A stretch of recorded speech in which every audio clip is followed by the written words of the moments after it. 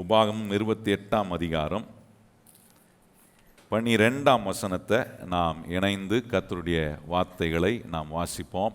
ஏற்ற காலத்தில் உன் தேசத்திலே மழை பெய்யும், நீ கையிட்டு செய்யும் வேலைகளை எல்லாம் ஆசீர்வதிக்கவும் கர்த்தர் உனக்கு தமது நல்ல பொக்கிஷ சாலையாகிய வானத்தை திறப்பார். நீ அநேக ஜாதிகளுக்கு கடன் கொடுப்பாய், நீயோ கடன் வாங்காது இருப்பாய். எத்தனை பேர் நம்புறவங்க கையை உயர்த்தி இந்த வார்த்தைலாம் எனக்கு நிச்சயமாய் நிறைவேறும் என்று நம்புறவங்க கையை உயர்த்தி ஆமேன்னு சொல்லுங்க பார்ப்போம். ஒவ்வொரு வார்த்தையும் கர்த்தர் நமக்கு நிறைவேற்றுவதுக்கு, ஒவ்வொரு முறையும் கர்த்தருடைய சமூகத்துக்கு வரும்போதெல்லாம் ஆண்டவர் இந்த வார்த்தைகளை நிறைவேற்றுவதற்கான வழிகளை கர்த்தர் நமக்கு அற்புதமாய் காட்டுகிறார். எனக்கு வழி தெரியல, எனக்கு புரியலை அப்படின்னு சொல்கிற ஒரு புரியாத கூட்டத்தில் நம்ம இல்லை. ஒவ்வொரு வாரமும் கர்த்தர் நமக்கு இதை தெரியப்படுத்தி இதை புரிய வச்சு செய்ய தவறினா மறுபடியும் செய்ய நமக்கு எச்சரிப்பை கொடுத்து இந்த காரியத்தை மறுபடியும் நம்ம செய்ய வேண்டும் என்கிற ஒரு உத்வேகத்தை கர்த்தர் நமக்குள்ளே உண்டு பண்ணுறாரு பாருங்க. அந்த ஒரு நல்ல உத்வேகத்தில் ஒன்று என்னன்னா, கர்த்தர் சொல்கிறாரு, நான் திறந்த வானத்தின் ஆசீர்வாதத்துக்கு கீழே என் வாழ்க்கையை நான் கொண்டு வந்து கண்டிப்பாக வைக்கணும். ஏன் வைக்கணும்னா, இது கர்த்தர் விரும்புகிற ஒரு ஆசீர்வாதம். இந்த ஆசீர்வாதம் எனக்கு நடப்பதுக்கு கர்த்தர் அவர் கட்டளையிடுகிற ஏற்ற நேரம் மழை என் மேலே பெய்ய, நான் கையிட்டு செய்கிற வேளையில் கர்த்தருடைய ஆசீர்வாதம் உண்டாக, வானம் எனக்கு நேராக திறக்கப்பட, இதனுடைய விளைவு நான் கை நீட்டி கடன் வாங்காமல் அநேகருக்கு கடன் கொடுக்கக்கூடிய அந்த மேலான ஆசீர்வதிக்கப்பட்ட நிலையில் இருப்பதுக்கு கர்த்தர் வச்சிருக்கிற வழிகளை தான் நாம் இங்கே கவனித்து கொண்டிருக்கிறோம்.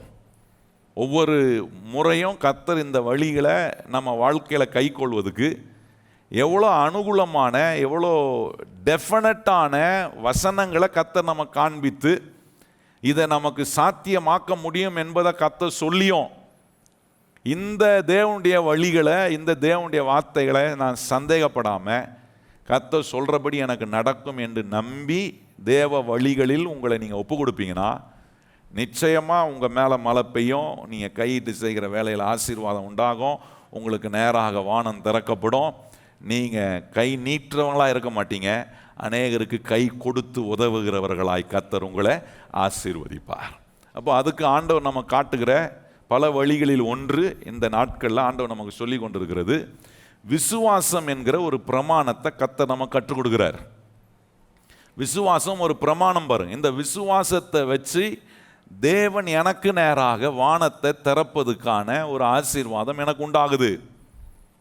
அப்போ நான் கர்த்தர் மேலே வைக்கிற விசுவாசம் எனக்கு வானத்தை திறக்கக்கூடிய ஒரு நன்மையை, வானத்தை திறக்கப்பட்ட வானத்தின் ஆசீர்வாதத்துக்கு கீழே நான் வாழ்கிறதுக்கு விசுவாசம் மிகப்பெரிய ஒரு திறவுகோலாக இருக்கிறது. வானம் அடைக்கப்படும் போது நீங்கள் கவனித்து பாருங்கள், அங்கே ஆசீர்வாதம் இருப்பதில்லை. வானம் அடைப்படுகிற ஒரு நிலைனா அங்கே நான் விசுவாசிக்கலை, நான் அவிசுவாசம் உள்ள ஒரு ஆளாக இருக்கிறேன். விசுவாசிக்கிற ஒரு மனுஷனுக்காக கர்த்தர் வானத்தை திறப்பார், என்ன வேணாலும் திறப்பார். அவனுக்காக எந்த வழியை வேணாலும் உங்களுக்கு கர்த்தர் மேலே என் விசுவாசத்தை வைப்பேனா, அந்த நான் விசுவாசிக்கிற என் ஆண்டவர் எனக்காக யாவையும் அவர் செய்ய வல்லவராக இருக்கிறார். எத்தனை பேர் கையை உயர்த்தி சொல்ல முடியும், நான் விசுவாசிக்கிற என் இயேசு எனக்காக யாவையும் அவர் என்ன பண்ணுவார், செய்வார். அப்போ விசுவாசிக்காமல் போகும்போது பெற வேண்டிய சில நன்மைகளை நான் பெற முடியாமல் போயிடுறேன். எவ்வளோ ஒரு பரிதாபமான நிலை பாருங்க. இயேசுநாதரே பாருங்க, தம்முடைய சொந்த ஊருக்கு அவர் போய் பிரசங்கம் பண்ணி அங்கே இருக்கக்கூடிய மக்களை சுகமாக்க வாஞ்சையோடு போகிறாரு. ஆனால் நீங்கள் கவனித்து பாருங்கள், போன இடத்துல எல்லா இடங்களிலும் அற்புதம் செஞ்சார். ஆனால் அவருடைய சொந்த ஊருக்கு போகும்போது அவரால் அற்புதம் செய்ய முடியவில்லை. அற்புதம் செய்வதற்காகவே அவர் அபிஷேகம் பண்ணப்பட்டவர். நல்லா கவனிங்க, கட்டப்பட்டவர்களை விடுவிக்கக்கூடிய அபிஷேகம் பெற்றவர், தரித்திரத்தில் இருக்கிறவர்களை ஆசீர்வாதம் ஆக்குவதற்கான அபிஷேகம் பெற்றவர், நொறுங்குண்டவர்களை தேற்றுவதற்கான அபிஷேகத்தை பெற்றவர், வியாதியில் இருக்கிறவர்களை சுகமாக்கக்கூடிய அபிஷேகத்தை பெற்றவர் போறாரு. அவராலேயே அந்த இடத்துல அற்புதம் செய்ய முடியவில்லைன்னு பைபிள் சொல்லுது. அநேக அற்புதங்களை அவரால் செய்ய முடியலையா. செய்ய முடியாததுக்கு காரணம் அவர்கிட்ட வல்லமை இல்லாமல் இல்லை, அதற்காகவே அபிஷேகம் பண்ணப்பட்டவருங்க.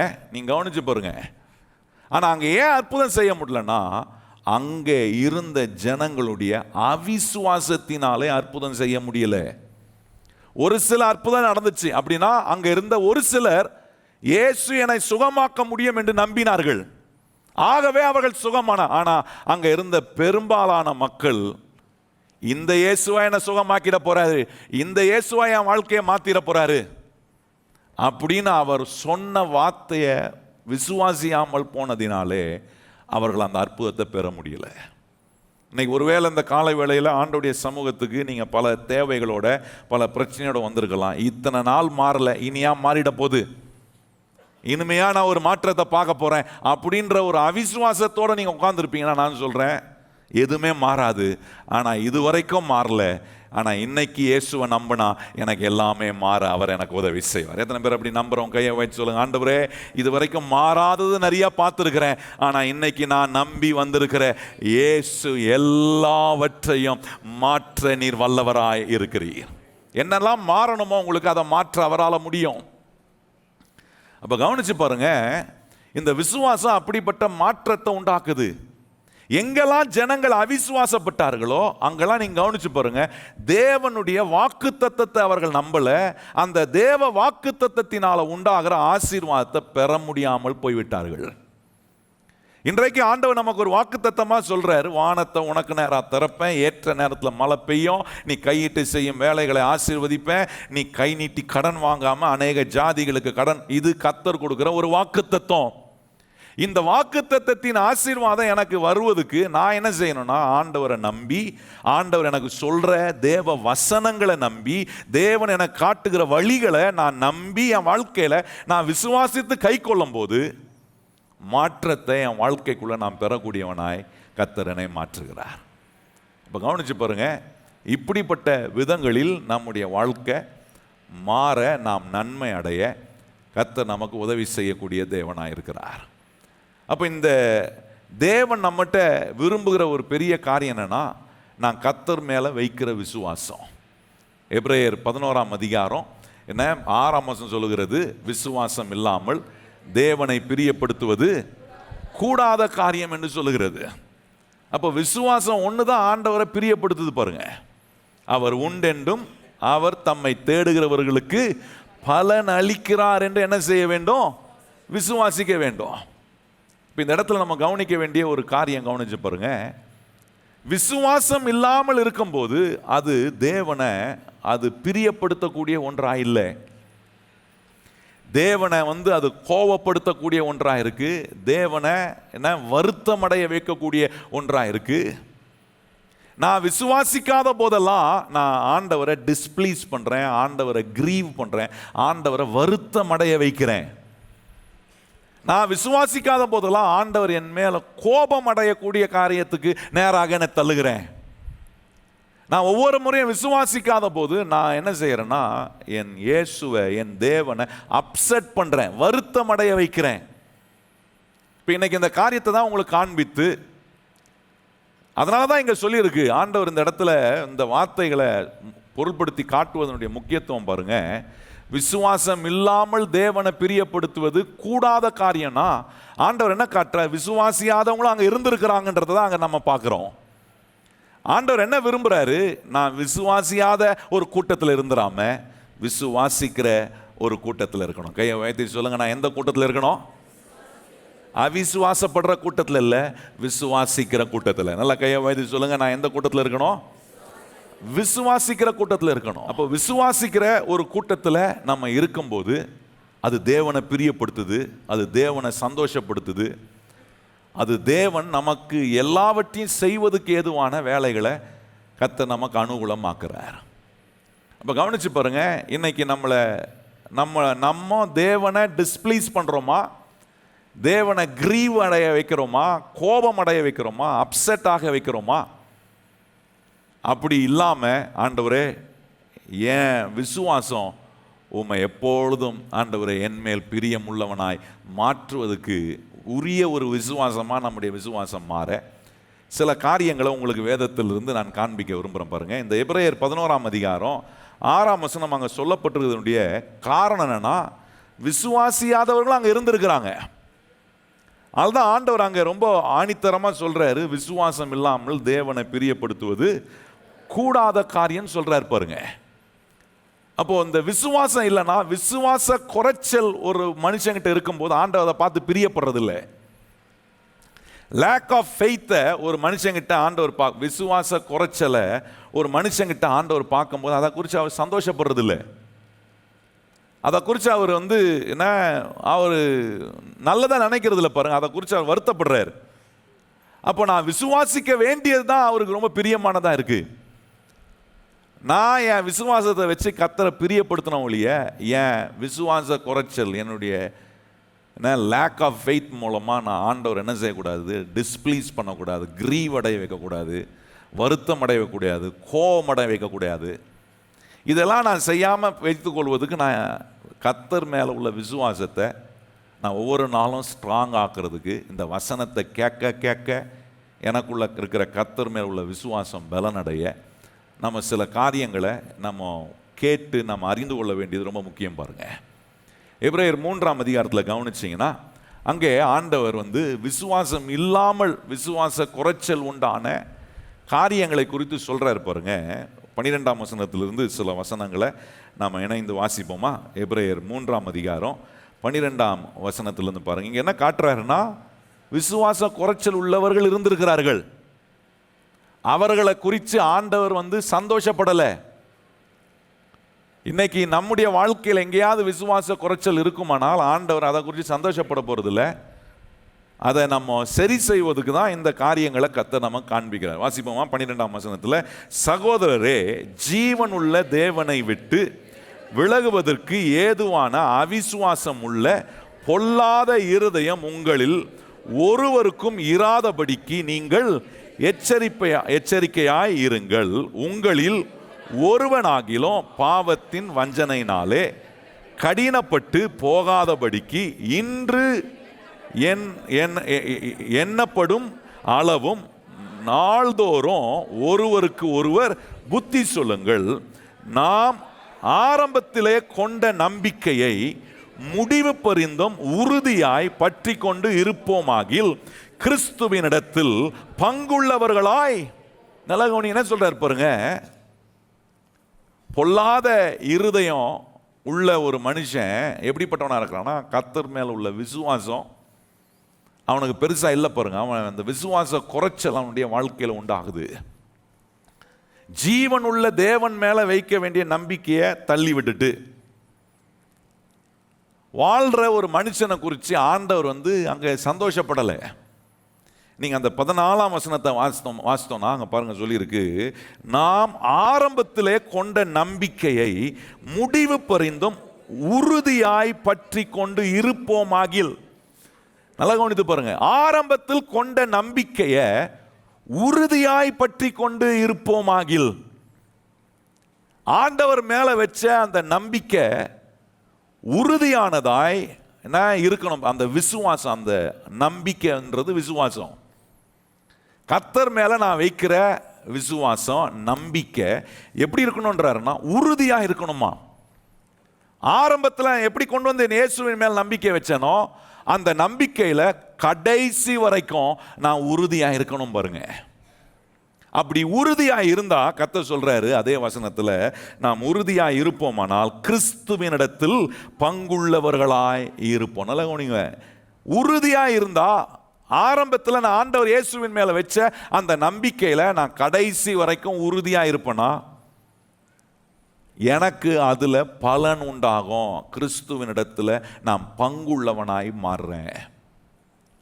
இப்ப பிரச்சனை என்னன்னா, ஆரம்பிக்கும் போது நல்லா ஆரம்பிக்கிறேன், ஆனா அந்த ஆரம்பத்தில் கொண்டிருந்த அந்த நம்பிக்கையின் உறுதி, அந்த விசுவாசத்தின் உறுதி என் வாழ்க்கையில குறைபடும் போது நான் ஆண்டவரை பிரியப்படுத்தக்கூடியவனா இல்லை, ஆண்டவர் என் மேலே வருத்தம் அடையக்கூடிய, ஆண்டவருடைய பங்குக்கு நான் பாத்திரம், ஆண்டவருடைய பங்கில் நான் பாத்திரம் உள்ள ஒரு மனுஷனாக இருப்பதில்லை. இதை யாரை குறித்து சொல்கிறாரு? இஸ்ரவேல் ஜனங்களை குறித்து சொல்கிறாரு. இஸ்ரவேல் ஜனங்களை ஆண்டவர் அடிமைத்தனத்திலிருந்து விடுவித்து அவர்கள் ஆண்டவர் நியமித்த கானான் தேசத்துக்கு கொண்டு போகக்கூடிய ஆசீர்வாதத்தை கர்த்தர் இந்த இஸ்ரவேல் ஜனங்களுக்கு கொடுத்திருந்தார் பாருங்க. ஆரம்பித்தவர்கள், ஆண்டவரை நம்பி ஆரம்பித்தவர்கள், ஆண்டவரை நம்பி கடைசி வரைக்கும் போய் கானான்ல அவர்கள் சேர முடியவில்லை. ஏன் ஆண்டவர் என்ன நம்புறதுக்கு பாத்திரவானா இல்லாமல் போயிட்டாரா? கிடையாதுங்க. கர்த்தர் அவர்களுக்கு காண்பித்த அற்புதங்கள், கர்த்தர் அவர்கள் நடுவை செய்த அற்புதங்கள், அவர்களை போஷித்த விதம், அவர்களை பாதுகாத்த விதம், அவர்களை நடத்தின விதம், ஒவ்வொரு காரியத்திலும் ஆண்டவரை அவங்க காண முடியுது. அவர்கள் காணுகிறது மாத்திரம் இல்ல, அவர்களை குறித்து கேள்விப்படுகிறவங்களாம் அறிந்து கொள்கிறாங்க. இஸ்ரவேலின் தேவன் ஒருவர் இருக்கிறார் என்பதை அறிந்து கொள்ளக்கூடிய அப்படிப்பட்ட மகிமையான வேலையை ஆண்டவர் செஞ்சாருங்க இஸ்ரவேல் ஜனங்களுக்கு. ஆனா அந்த இஸ்ரவேல் ஜனங்களுக்கு அந்த உறுதியான நம்பிக்கை, அந்த உறுதியான விசுவாசம் இல்லை. நீங்க நல்லா கவனிங்க கர்த்தருடைய பிள்ளைகளே. நீங்க கிறிஸ்தவர்களாக இருக்கலாம், ஆண்டவருடைய பிள்ளையா இருக்கலாம், நிறைய அற்புதங்களை இதுக்கு முன்னாடி நீங்க பெற்றிருக்கலாம், நிறைய நன்மைகளை நீங்க பெற்று, ஆனா இன்னைக்கு கர்த்தர் என்னை கொண்டு போகிற ஒவ்வொரு சூழ்நிலையிலும் ஒவ்வொரு காரியத்திலும் என் நம்பிக்கையை, நான் ஆரம்பத்தில் கொண்டிருந்த அந்த நம்பிக்கையை இன்னைக்கு வரைக்கும் உறுதியாக்கி இருக்கிறேனா? உறுதியா இருக்கா? அதுல ஹோல்ட் ஆன் பண்ணியிருக்கேனா? அதுல நான் ஸ்டேபிளா இருக்கிறேனா? அப்படி இருப்பேனா கர்த்தர் என் மேல சந்தோஷப்படுறாரு. அப்படி இல்லைன்னா கர்த்தர் அவர் சந்தோஷப்படலை, அவர் வெசனம் அடை, இஸ் அப்செட். என் விசுவாச குறைச்சலை பார்த்து ஆண்டவர் ரொம்ப வெசனப்படுறாரு. ஏன் வெசனப்படுறாருன்னா, இவ்வளோ அற்புதத்தை நான் செஞ்சோம், இவ்வளோ அருமையா நான் உன்னை நடத்தி வந்தோம், இன்னும் என் மேல நீ வைத்திருக்கும் நம்பிக்கை, விசுவாசம் உறுதியானதா இல்லையே. இந்த இஸ்ரவேல் ஜனங்க பாருங்க, அடிமைத்தனத்திலிருந்து கர்த்தர் அவர்களை விடுவித்து ஆண்டவர் அவர்களை வனாந்தரத்தில் நடத்தி கானானுக்கு போகிறதுக்கு முன்னாடி சிலரை தெரிந்து கொண்டு அந்த கானான் தேசத்தை வேவு பார்க்க அனுப்பி எல்லா காரியங்களையும் ஆண்டவர் அவங்களுக்கு காண்பித்து அவங்களை நடத்தின போது வேதம் சொல்லுகிறது, அவர்கள் அந்த இளைப்பாறுதலுக்குள் அவர்கள் பிரவேசிக்க, எது இளைப்பாறுதல்? கானான் என்னும் அந்த ஆசீர்வாதத்துக்குள் அவர்கள் பிரவேசிக்க முடியல. அதுக்கு ஒரே காரணம் அவருடைய அவிசுவாசம். நல்ல கவனிங்கள். இன்றைக்கு நான் கிறிஸ்துவோடு நான் பங்குள்ளவனா இருக்கணும்னா, கிறிஸ்து அளிக்கிற பலனெல்லாம் நான் பெறணும்னா, இயேசு எனக்கு திறக்கிற வானத்தின், அந்த திறந்த வானத்தின் ஆசீர்வாதத்தில் நான் வாழணும்னா, ஆண்டவர் எனக்கு காண்பிக்கிற ஒரு காரியம் என்னன்னா, ஆரம்பத்தில் கொண்டிருந்த நம்பிக்கையில் உறுதியாக இருக்கணும். பக்கத்தில் பார்த்து சொல்லுங்க, இயேசுவின் மேலே நம்ம வச்சிருக்கிற அந்த நம்பிக்கை, அந்த விசுவாசத்தில் எப்படி இருக்கணும்? உறுதியாக இருக்கணும். இந்த உறுதியாக இருக்கிறதுல தான் பிசாசு நம்மளை இருக்க விட மாட்டான் பாருங்க. சந்தேகத்தை கொண்டு வருவான், அவிசுவாசத்தை கொண்டு வருவான், ஆண்டவருடைய வாக்குத்தத்தத்தை குறித்து நம்மளை தியானிக்க விட மாட்டான், கர்த்தர் சொல்லி கொடுக்குற வார்த்தைகளை நம்ம வாழ்க்கையில் கை கொள்ள விட மாட்டான். இன்னைக்கு நம்ம காட்டுற கர்த்தருடைய வழிகளெல்லாம் நம்ம பின்பற்றுறதுக்கு அவன் இடம் கொடுக்கறது இல்லை. ஆனால் இன்னைக்கு நான் சொல்லணும், இல்லை ஆண்டவரே, ஆரம்பத்தில் நான் கொண்டிருந்த அந்த நம்பிக்கையில் நான் உறுதியாக இருப்பேன். கையை சொல்லுங்க, இயேசுவே, உங்கள் மேலே நான் ஆரம்பத்தில் இருந்து வச்சிருக்கிற அந்த நம்பிக்கையில் இன்னைக்கு நான் குறைஞ்சிருந்தா நான் அதில் உறுதியாக இருக்க எனக்கு பலன் தார். இந்த வசனங்கள் என்ன உறுதியாக்கட்டும் ஆண்டவரே, உங்கள் மேலே உள்ள நம்பிக்கையை பாருங்க. அதில் 16ஆம் வசனத்தை கவனிச்சு பாருங்க. அங்கே சொல்கிறார் பாருங்க, 16ஆம் வசனம், கேட்டவர்களில் கோபம் மூட்டினவர்கள் யார்? மோசேவினால் எகிப்திலிருந்து புறப்பட்ட யாரும் அப்படி செய்தார்கள் அல்லவா? மேலும் அவர் 40 வருஷமாய் யாரை ஆரோசித்தார்? பாவம் செய்தவர்களை அல்லவா? அவர்களுடைய சவங்கள் வனாந்தரத்திலே விழுந்து போயிற்றே. பின்னும் என்னுடைய இளைப்பாறுதலில் பிரவேசிப்பது இல்லை என்று அவர் யாரை குறித்து ஆணையிட்டார்? கீழ்ப்படியாதவர்களாய் இருக்கிறவர்கள் அல்லவா? ஆதலால் அவிசுவாசத்தினாலே அவர்கள் அதில் பிரவேசிக்க கூடாமல் போனார்கள் என்று பார்க்கிறோம். நல்லா கவனிச்சு பாருங்க. இவங்க ஏன் கர்த்தர் வச்சிருந்த இளைப்பாறுதலுக்குள்ள பிரவேசிக்க முடியலன்னா, அதுக்கு வேதம் ரொம்ப அற்புதமான ஒரு வார்த்தை எங்க சொல்லுது. என்னன்னா, அது அவர்களுடைய அவிசுவாசம். அப்போ விசுவாசித்திருந்தா அவங்களும் அந்த கானானுக்குள்ள போயிருக்கலாம், அந்த நன்மையை பெற்றிருக்கலாம். இன்னைக்கு நிறைய நேரம் பாருங்க, என் நன்மையை நான் பெற முடியாம போகிறதுக்கு காரணம் என் அவிசுவாசம், என் சந்தேகம் தான். நல்ல ஆரம்பிக்கிறேன், நல்ல விசுவாசமா வரேன், எனக்கு காரியங்கள் வெற்றிகரமாய் முடிகிற நேரத்தில் அவிசுவாசப்பட்டுறேன். நான் சொல்றதை நல்லா கவனிக்கணும். விசுவாசித்து வரேன், ஆண்டவரை நம்பி வரேன், சில காரியங்களை ஆண்டவர் எனக்காக ஏற்படுத்தி எல்லா காரியங்களையும் சரி செய்து வந்து கொண்டிருக்கிற நேரத்தில், எனக்கு எல்லா காரியங்களும் கைகூடி வரக்கூடிய நேரத்தில் பிசாசு அங்கே என்ன பண்ணுறான், நான் ஆரம்பத்தில் கொண்டிருந்த அந்த நம்பிக்கையில் நான் உறுதியாக இராதபடி அந்த விசுவாசத்தை குலைப்பதுக்கு, விசுவாச குறைச்சலை நம்முடைய வாழ்க்கையில் உண்டு பண்ணுவதுக்கு பிசாசு ஏதோ ஒரு வகையில் அந்த நன்மையை தடுப்பதுக்கு நமக்குள்ள அவிசுவாசத்தை கொண்டு வரும்போது நாம் கிறிஸ்து எனக்கு கொடுக்குற பங்கை பெறக்கூடிய ஒரு நிலையில் இல்லாமல் போய்விடுகிறேன். அதான் சொல்றாரு பாருங்க, அங்க சொல்றாரு பாருங்க, பார்க்கிறோம், நம்ம இவங்களை பார்க்கிறோமே, அங்க சொல்றாரு பாருங்க, ஆதலால் அவிசுவாசத்தினாலே அவர்கள் அதில் பிரவேசிக்க கூடாமல் போனார்கள் என்று பார்க்கிறோம். இங்க ஒரு அடையாளத்தை காட்டுறாரு, நமக்கு ஒரு உதாரணத்தை சொல்றார். பாரு, இங்க இருந்த ஒரு ஜனங்கள் தேவ அற்புதத்தை பார்த்தாங்க, தேவனுடைய மேக ஸ்தம்பத்திலும் அக்கினி ஸ்தம்பத்திலும் நடந்து அவர்களை கர்த்தர் பாதுகாத்து கொண்டு வந்து எல்லாம் பார்த்தாங்க. ஆனா கர்த்தர் அவளுக்கு வைத்திருந்த இளைப்பாறும் வாழ்க்கைக்குள் பிரவேசிக்கல. நல்ல கவனிங்கள், இன்னைக்கு கர்த்தர் நம்முடைய வாழ்க்கையில ஒவ்வொரு நாளும் கொடுக்க விரும்புகிற நன்மைகள், ஆசீர்வாதங்களை பெறுகிற அந்த இளைப்பாறும் அந்த வாழ்க்கையை இந்த பூமியில் நாம் வாழ்வதற்கு ஆண்டவர் சொல்றார், உன்னிடத்துல ஒன்றும் வந்துடக்கூடாதுப்பா, விசுவாச குறைச்சல் வராதபடிக்கு ஆண்டவர்கிட்ட கேட்கணும். ஆண்டவரே, நீர் எனக்கு ஆரம்பத்தில் கொண்டிருந்த அந்த நம்பிக்கையில் நான் உறுதியாக இருக்கணும். கையை உயர்த்தி சொல்லுங்க, ஆண்டவரே, உங்கள் மேலே நான் ஆரம்பத்தில் கொண்டிருந்த அந்த நம்பிக்கை, அந்த விசுவாசத்தில் கடைசி வரைக்கும், சொல்லுங்க உயர்த்திருந்து என்ன செய்யணும், கடைசி வரைக்கும் ஆண்டவரே அந்த விசுவாசத்தில் நான் உறுதியாய் இருக்கணும் சொல்லிட்டு விட்டாரா பாருங்க. எவ்வளோ வார்னிங் கொடுக்குறாரு பாருங்க. இந்த விசுவாச குறைச்சலை குறித்து ஆண்டவர் பல இடத்துல நமக்கு மறுபடியும் அதை ஒரு வார்னிங் சைனா கொடுக்குறாரு. ஏன்னா என்னுடைய விசுவாச குறைச்சலை பார்க்கும்போது பிசாசு சந்தோஷப்படுறான், ஆனா தேவன் வருத்தப்படுறார். ஏன்னா கிறிஸ்துவோடு உள்ள பங்கில் நான் பங்களிக்க முடியாம பங்குள்ளவனாக நான் மாறாம போயிடுறேனே, அடைய வேண்டிய நன்மைகளை அடையக்கூடிய ஒரு நேரத்தில் தடுத்துறானே பிசாசு. எல்லாம் வருது, கைக்கு வர நேரத்தில் அது என் கைக்கு வராம போகுது. காரணம், ஆரம்பத்தில் கொண்டிருந்த அந்த நம்பிக்கை, விசுவாசத்தின் உறுதியை எங்கேயாவது ஒரு விசுவாச குறைச்சலை உண்டாக்கி அந்த நன்மையை நான் அடைய முடியாம பண்ணிடுறான். அடுத்த வசனம் பாருங்க, அதுக்கு அடுத்த அதிகாரத்தில் அடுத்த வசனத்தை ஆரம்பிக்கும் போது எப்படி ஆரம்பிக்கிறார் பாருங்க.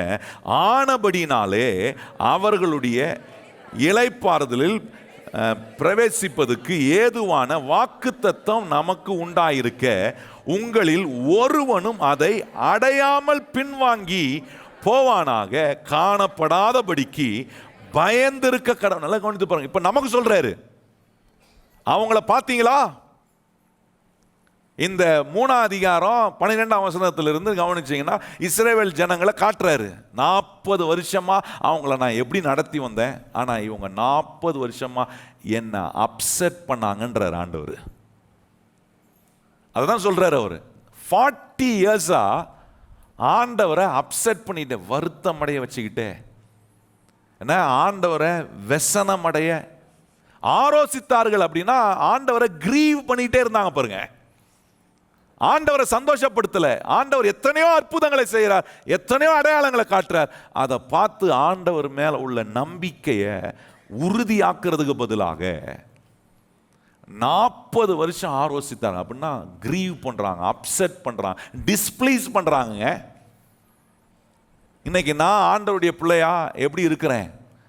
கர்த்தரை ஆலோசிக்கிற ஒரு நிலையிலையா, கிரீவ் பண்ற நிலையிலையா, அப்செட் பண்ற நிலையிலையா? டிஸ்பிளீஸ் பண்ற ஒரு நிலையில இருக்கிறனா? அங்க காட்டிட்டு சொல்றாரு, அவங்கள பாத்தீங்களா? இப்போ உன்னை நீ பாரு. பார்க்கும்போது சொல்றாரு, இப்படி நீ விழுந்து போயிடாதபடிக்கு கொஞ்சம் எச்சரிப்பாயிரு, ஜாக்கிரதையாயிரு. வார்னிங்க கொடுத்துக்கிட்டே இருக்கிறார் பாருங்க. ஏன் இந்த வார்னிங் ஆண்டவர் கொடுக்கிறாருன்னா, ஆண்டவர் நமக்கு ஒன்றை காட்ட விரும்புறாரு. விசுவாசம் இல்லாம நீ எதையுமே என்கிட்ட பெற முடியாதுப்பா. அதனால தான் நீ என்னை விசுவாசிக்கணும், அந்த விசுவாசத்துல நீ வளரணும். இந்த விசுவாசம் தான் ஆண்டவர் சொன்ன ஒவ்வொரு வார்த்தையும் எனக்கு நிறைவேற்றி காட்டும். கையை வைத்து சொல்லுங்க, நான் கர்த்தர் மேல வைக்கிற விசுவாசம் தான் கர்த்தர் சொன்ன ஒவ்வொரு வார்த்தை என்ன செய்யும், அது நிறைவேற்றக்கூடிய வேலையை செய்து பாருங்க. அதான் சொல்றாரு, பயந்திருக்க கடவுள், ஜாக்கிரதையா இருங்க, நீங்க பின்வாங்கி போயிடாதீங்க. இங்க எப்படி சொல்றாரு பாருங்க. இன்னொரு இடத்துல கவனிச்சு பாருங்க, எபிரேயர் 10ஆம் அதிகாரத்துல பாருங்க, திருப்பியும் பாருங்க. இந்த வார்னிங்க இந்த எபிரேயர் ஆசிரியர் என்ன பண்றாருன்னா, ஆரம்பத்துல இருந்து கொடுத்துக்கிட்டே வராரு பாருங்க. இது ஆரம்பத்துல இருந்து கொடுத்துட்டு வந்துதான் எபிரேயர் 11ஆம் அதிகாரத்துக்கு வந்து எப்படி சொல்றாருன்னா, விசுவாசம் இல்லாமல் தேவனை பிரியப்படுத்துவது என்ன ஆகாது, கூடாத காரியம். அப்ப நீங்க கவனிச்சு பாருங்க, ஆரம்பத்துல இருந்தே விசுவாச குறைச்சல் உள்ள மக்கள் இருந்துட்டே தான் இருந்திருக்கிறாங்க. எவ்வளவுதான் ஆண்டவரை பத்தி கேட்டாலும், எவ்வளவுதான் ஆண்டவர் அற்புதம் செஞ்சாலும், எவ்வளவுதான் ஆண்டவர் அவர்களுக்கு இருக்கிறேன், நான் உன் கூட இருக்கிறேன், உன்னை நான் உருவாக்குறேன், உன்னை நான் பலப்படுத்த எவ்வளவு சொன்னாலும், இந்த விசுவாச குறைச்சலுக்குள்ள ஜனங்க தங்களை இடம் கொடுத்துக்கிட்டே இருந்தாங்க பாருங்க. ஆரம்பத்தில் கொண்டிருந்த அந்த நம்பிக்கையில் உறுதியாய் நிலைத்திருக்காம. எபிரேயர் 10ஆம் அதிகாரம் கவனிச்சு பாருங்க. அங்கே என்ன சொல்ல பாருங்க, இது திருப்பி அங்கே இன்னொரு காரியத்தை சொல்றாரு பாருங்க, இன்னொரு காஷன் அங்கே சொல்ற. எபிரேயர் 10ஆம் அதிகாரம் 35ஆம் வசனம் வாசிப்போமா? எல்லாரும் வாசிப்போம். ஆகையால் மிகுந்த பலனுக்கு ஏதுவான உங்கள் தைரியத்தை விட்டு விடாதிருங்கள். அந்த தைரியன்றது நம்பிக்கை, கான்ஃபிடன்ஸ். எதனால வருது அங்க சொல்ற பாருங்க, உங்க மிகுந்த பலனுக்கு ஏதுவான உங்க தைரியம். அந்த தைரியம் எதனால வருது? நான் இயேசுவின் மேல வைக்கிற விசுவாசம், அந்த நம்பிக்கை நான் உறுதியா இருக்கும் போது எனக்கு ஒரு தைரியம் வருது. அங்க சொல்றாரு, அந்த தைரியத்தை விட்டு விடாம, அந்த நம்பிக்கையை விட்டு விட, அந்த விசுவாசத்தை விட்டு விடாம. அப்ப அந்த விசுவாசத்தை விட்டு விடாம இருந்தா பலன் வரும். நல்லா கவனிங்க, அந்த விசுவாசத்தை நான் உறுதியா பற்றி கொண்டு இருப்பேனா பலன் வரும். கிறிஸ்துவோடு பங்குள்ளவனாய் மாறுறேன். எனக்கு ஆண்டவர் கொடுக்கிற அந்த வாக்குத்தத்தங்கள், கர்த்தர் எனக்கு காட்டுகிற வழிகள், இதெல்லாம் என் வாழ்க்கையில் நிச்சயமா நடக்கும் சொல்றார். அந்த மிகுந்த பலனுக்கு ஏதுவான உங்கள் தைரியத்தை என்ன பண்ண விடாதீங்க. பகல் பார்த்து சொல்லுங்க, விசுவாசத்தை விட்டுறாதீங்க. நமக்கு புரிகிற பாஷையில் சொல்லணும்ல, அப்பதான் நம்ம விளங்கும். இயேசுவின் மேல வச்சிருக்கிற விசுவாசத்தை நான் விட்டுறக்கூடாது. கையை வைத்து சொல்லுங்க, இயேசுவின் மேல நான் வச்சிருக்கிற விசுவாசத்தை என்ன பண்ணக்கூடாது. அற்பமான காரியத்துக்காக விட்டுறாதீங்க. ஒன்னில்லாத சொற்ப காரியத்துக்காக இயேசுவின் மேல வச்சிருக்கிற விசுவாசத்தை விட்டுறாதீங்க. மிகுந்த பலனுக்கு ஏதுவான உங்க தைரியம், மிகுந்த பலனுக்கு ஏதுவான உங்க விசுவாசம். அந்த தைரியன்ற இடத்துல விசுவாசத்தை போட்டுக்கலாம், நம்பிக்கையை போட்டுக்கலாம். அது அதுக்கு பொருந்தும் பாருங்க. அப்போ இவ்வளவு பலனை எனக்கு உண்டாக்கக்கூடிய இவ்வளவு விளைவை விசுவாசித்தா தேவனுக்கு பிரியமா மாறுறேன். அவர் எனக்கு பலனளிக்கிறவரா மாறுறாரு. விசுவாசிக்கும் போது எனக்கு அவர் எல்லாம் கொடுக்கிறாரு, என்னை மாத்துறாரு, என்னை உருவாக்குறாரு. அப்ப நான் என்ன செய்யணும்? இயேசு எனக்காக செய்த எல்லாவற்றையும் நான் விசுவாசிக்கிறேன். அதை விசுவாசிக்க எனக்கு அது ஒரு பலனா மாறுது, தைரியமா மாறுது, உறுதியான ஒண்ணா மாறுது. ரொம்ப முக்கியம் பாருங்க. சில நேரம் நம்ம வச்சிருக்கிற சில நம்பிக்கை திடீர்னு உடனே வெளியே நமக்கு தெரிஞ்சிடாது பாருங்க. ஒரு மரத்தினுடைய கனி வெளியே வந்து காண்பிக்கப்படுகிறதுக்கு பல நாட்கள், பல வருஷங்கள் ஆகலாம். கனி கொடுக்காததுனால அந்த மரம் நல்ல மரம் இல்லைன்னு சொல்ல முடியாது. அது கொஞ்சம் நாள் கழிச்சு, கொஞ்சம் வருஷம் கழிச்சு ஒரு நல்ல மரமானா கொஞ்சம் நேரம் எடுத்து நல்ல கனி கொடுக்கும். பக்கத்தில் பார்த்து சொல்லுங்க, நல்ல மரம் என்ன பண்ணும்? கொஞ்சம் நேரம் எடுத்து நல்ல கனி கொடுக்கும். அந்த ஆத்திர அவசரம்லாம் இருக்கக்கூடாது பாருங்க. இங்க ஆண்டவர் மேல அந்த மிகுந்த பலனுக்கு ஏதுவான உங்க தைரியம், உங்க நம்பிக்கை, உங்க விசுவாசத்தை விடாம நீங்க இருக்கணும்னா எப்படி நினைக்கணும்னா, இன்னைக்கு நான் கனி கொடுக்கலனாலும் ஒரு நாள் கர்த்தர் என கனி கொடுக்கிற மரமா அதான் அந்த மிகுந்த நீங்க பலன் அளிப்பீங்க, நீங்க பங்குள்ளவர்களாய் மாறுவீங்க, உங்களுக்கு நேரா வானம் திறக்கப்படும். இன்னைக்கு கடன் வாங்குறேன்னா இனி கடன் வாங்க மாட்டேன், கர்த்தர் என கடன் கொடுக்கக்கூடியவனா கர்த்தர் என மாத்துவாரு, அந்த நிலைக்கு நான் வருவேன் என்கிற நம்பிக்கையில நான் உறுதியா இருக்கணும். அந்த நம்பிக்கை வரமாட்டேது பாருங்க. அதனால தான் செய்யற தப்பை செஞ்சுக்கிட்டே இருக்கிறேன். சொல்ல நல்லா நீங்க கவனிக்கணும். ஒரு தப்பை நான் மறுபடியும் செய்யறேன்னா அது காரணம் எனக்கு அதுல நம்பிக்கை இல்லை. இதுல நான் வெளியே வருவேன், இதுல இருந்து நான் மாற முடியும், இந்த தவறை நான் செய்ய வேண்டியதில்லை. அந்த நம்பிக்கையின் உறுதி வரலனா அந்த உங்கள் பலனுக்கு அங்க சொல்ற பாருங்க, மிகுந்த பலனுக்கு ஏதுவான உங்க தைரியத்தை விட்டு விட, மிகுந்த பலனை வெளிப்படுத்தக்கூடிய, மிகுந்த விளைவுகளை உண்டு பண்ணக்கூடிய விசுவாசத்தினுடைய அந்த உறுதியை உங்க வாழ்க்கையில விட்டுறாதீங்க. ஏன்னா கண்டிப்பா அது பலன் கொடுக்கும். பக்கத்துல பார்த்து சொல்லுங்க, நீங்க இயேசுவின் மேல வச்சிருக்கிற விசுவாசம் கண்டிப்பா பலன் கொடுக்கும்.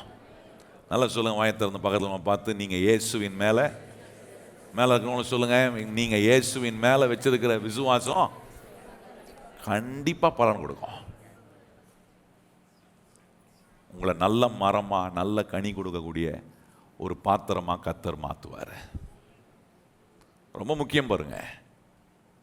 இதுல நம்ம கவனிக்க வேண்டியது, நான் என் விசுவாசம் என் நம்பிக்கை உறுதியா இருக்க, அந்த பலனுக்கு ஏது மிகுந்த பலனுக்கு ஏதுவான உங்க விசுவாசத்தை என்ன பண்ணாதீங்க, ஒரு நாளும் விட்டுறாதீங்கன்றார் பாருங்க. இதெல்லாம் கர்த்தர் நம்ம கொடுக்குற வார்னிங். நல்லா கவனிங்க கர்த்தருடைய பிள்ளைகளை. தேவனுடைய பிள்ளைகளுக்கு ஆண்டவர் சில காஷன்ஸ் காட்டுறாரு. எதுல போய் மாட்டிக்காத, நீ விசுவாச குறைச்சலுக்குள்ள போய் மாட்டிக்காத. இந்த இஸ்ரவேல் ஜனங்களை பாரு, அவங்களுக்கு நான் வாக்குத்தத்தத்தை கொடுத்திருந்தேன், கானானை கொடுத்திருந்தேன், ஆனா அந்த இளைப்பாறுதலுக்குள்ள அவர்கள் பிரவேசிக்கவில்லை. விசுவாசித்தவர்கள் மாத்திரம் தான் பிரவேசித்தார். காலேபும் யோசுவாவுடைய சந்ததி மாத்திரம் தான் அந்த கானானுக்குள்ள பிரவேசித்தாங்க. ஏன்னா அவங்க ஒருத்தங்க மாத்திரம் தான் விசுவாசித்தாங்க. Majority of the crowd were in unbelief. அவிசுவாசத்தில் இருந்துட்டாங்க பாருங்க. இன்னைக்கு இங்க வந்திருக்கிற நம்ம எந்த கூட்டத்தில் இருக்க போறோம்? விசுவாசிக்கிற கூட்டத்தில் இருக்க போறோம்னா அவிசுவாசம் உள்ள கூட்டம், அது உங்களுடைய சாய்ஸ். ஆனா இந்த வசனத்தை கர்த்தர் உங்களை கேட்க பண்ணும்போது உங்களை எந்த கூட்டத்தில் சேர்ப்பாருன்னா, விசுவாசிக்கிற கூட்டத்தில் கர்த்தர் நம்மளை சேர்க்க தேவன் வல்லவராக இருக்கிறார். அதுல உறுதியா இருக்க கர்த்தர் நமக்கு உதவி செய்வார் பாருங்க. அடுத்த வசனம் பாருங்க, அங்க சொல்லியிருக்கு. அடுத்த வசனம் 35ஆம் வசனம் வாசித்தோமா, ஆதலால் மிகுந்த பலனுக்கு ஏதுவான உங்கள் தைரியத்தை விட்டு விடாது இருங்கள், நீங்கள் தேவனுடைய சித்தத்தின்படி செய்து வாக்குத்தத்தம் பண்ணப்பட்டதை பெரும்படிக்கு பொறுமை உங்களுக்கு வேண்டியதா இருக்கு. நல்ல கவனிங்க, இந்த விசுவாசம் இந்த நம்பிக்கை இதுல நான் உறுதியா இருக்கணும்னா அதுக்கு தேவையான ஒண்ணு பொறுமை. பொறுமையா இருக்கணும் பாருங்க. இதுதான் நான் விசுவாசத்துல உறுதியா இருக்கிறேன் அப்படின்றதுக்கு அறிகுறி. நான் பொறுமையா இருக்கிறேன். இன்னைக்கு நடக்கலன்னா என்ன, கர்த்தர் நாளைக்கு எனக்கு இந்த நன்மையை செய்வார். இந்த மாதம் நடக்கலன்னா அடுத்த மாதம் கண்டிப்பா எனக்கு கர்த்தர் செய்வார் என்று நான் ஆரம்பத்தில் கொண்ட அந்த நம்பிக்கையில உறுதியா இருக்கிறேன். நடக்காததை பார்த்து நான் என் உறுதியை விட்டுறல. எபிரேயர் 11ஆம் அதிகாரம் 1ஆம் வசனம் சொல்லுகிறது, விசுவாசமானது நம்பப்படுகிற உறுதியும் காணப்படாதவன் நிச்சயம். இன்னைக்கு நிறைய காரியம் கண்ணுக்கு தெரியல, ஆனா என் விசுவாச கண்ணில் நிறைய பார்க்கிறேன். சுகத்தை என் விசுவாச கண்ணில் பார்க்கிறேன், உயர்வை என் விசுவாச கண்ணில் பார்க்கிறேன், கடன்ல இருந்து வெளியே வர்றதை என் விசுவாச கண்ணில் பார்க்கிறேன்.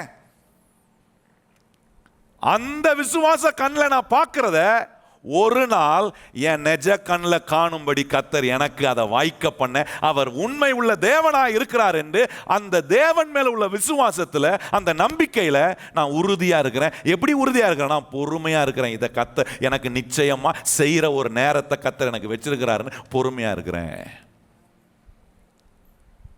அந்த பொறுமைன்ற அந்த ஆட்டிடியூட் விசுவாசம் இருக்கிறவங்களுக்கு வரும் பாருங்க. விசுவாசம் உள்ள ஒரு மனுஷன் பாருங்க, நம்பிக்கையில உறுதியா இருக்கிற ஒரு மனுஷன், மிகுந்த பலனுக்கு ஏதுவான தைரியத்துல, அந்த விசுவாசத்துல, நம்பிக்கையில் இருக்கிற ஒரு மனுஷன், அவன் வாழ்க்கையில கண்டிப்பா அந்த விசுவாசத்தின் மூலமா உண்டாகிற பொறுமை அவனுக்கு கண்டிப்பா வரும்.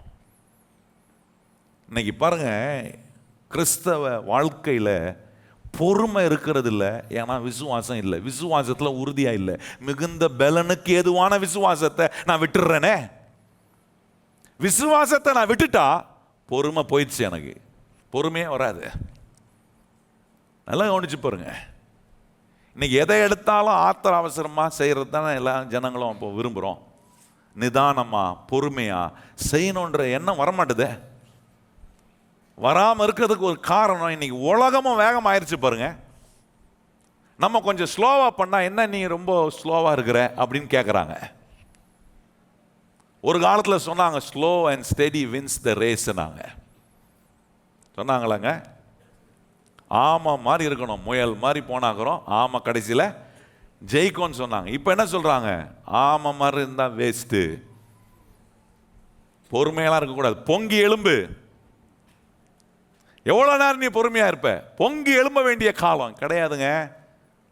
ஆரம்பத்தில் கொண்ட அந்த நம்பிக்கை விசுவாசத்தில் உறுதியாக இருப்பீங்கன்னா, பொறுமையாக எல்லா காரியத்தையும் நீங்கள் பொறுமையோடு இருப்பீங்க. ஏன்னா என் தேவன் எனக்கு சொன்னதை அவர் நிறைவேற்ற உண்மை உள்ளவராக இருக்க. இன்னைக்கு நான் பார்க்கல, ஆனால் விசுவாச கண்ணில் பார்க்குறேன். ஏன்னா விசுவாசம் நம்பப்படுகிறவையின் உறுதியும் காணப்படா. உறுதி அது தேவ வசனத்தினால் எனக்கு சொல்லப்படுறதுலாம் உறுதி. தேவ வாக்குத்தத்தங்கள் சொல்லப்படுகிறதெல்லாம் உறுதி. வானம் திறக்கப்படும், எனக்கு நேரம் மழை பெய்யும், என் கையின் கிரியைகளை கர்த்தர் ஆசீர்வதிப்பாரு, எனக்காக கர்த்தர் எல்லா நன்மையும் செய்வார், நான் கடன் வாங்க மாட்டேன், கடன் கொடுப்பேன். இது நிஜம். இதை இன்னைக்கு நான் பார்க்கலனாலும் ஒரு நாள் என்னை பார்க்கக்கூடிய நிலைக்கு கொண்டு, அது வரைக்கும் பொறுமையோட விசுவாசத்தில் உறுதியா நான் இருப்பேன்னு இருப்போனா,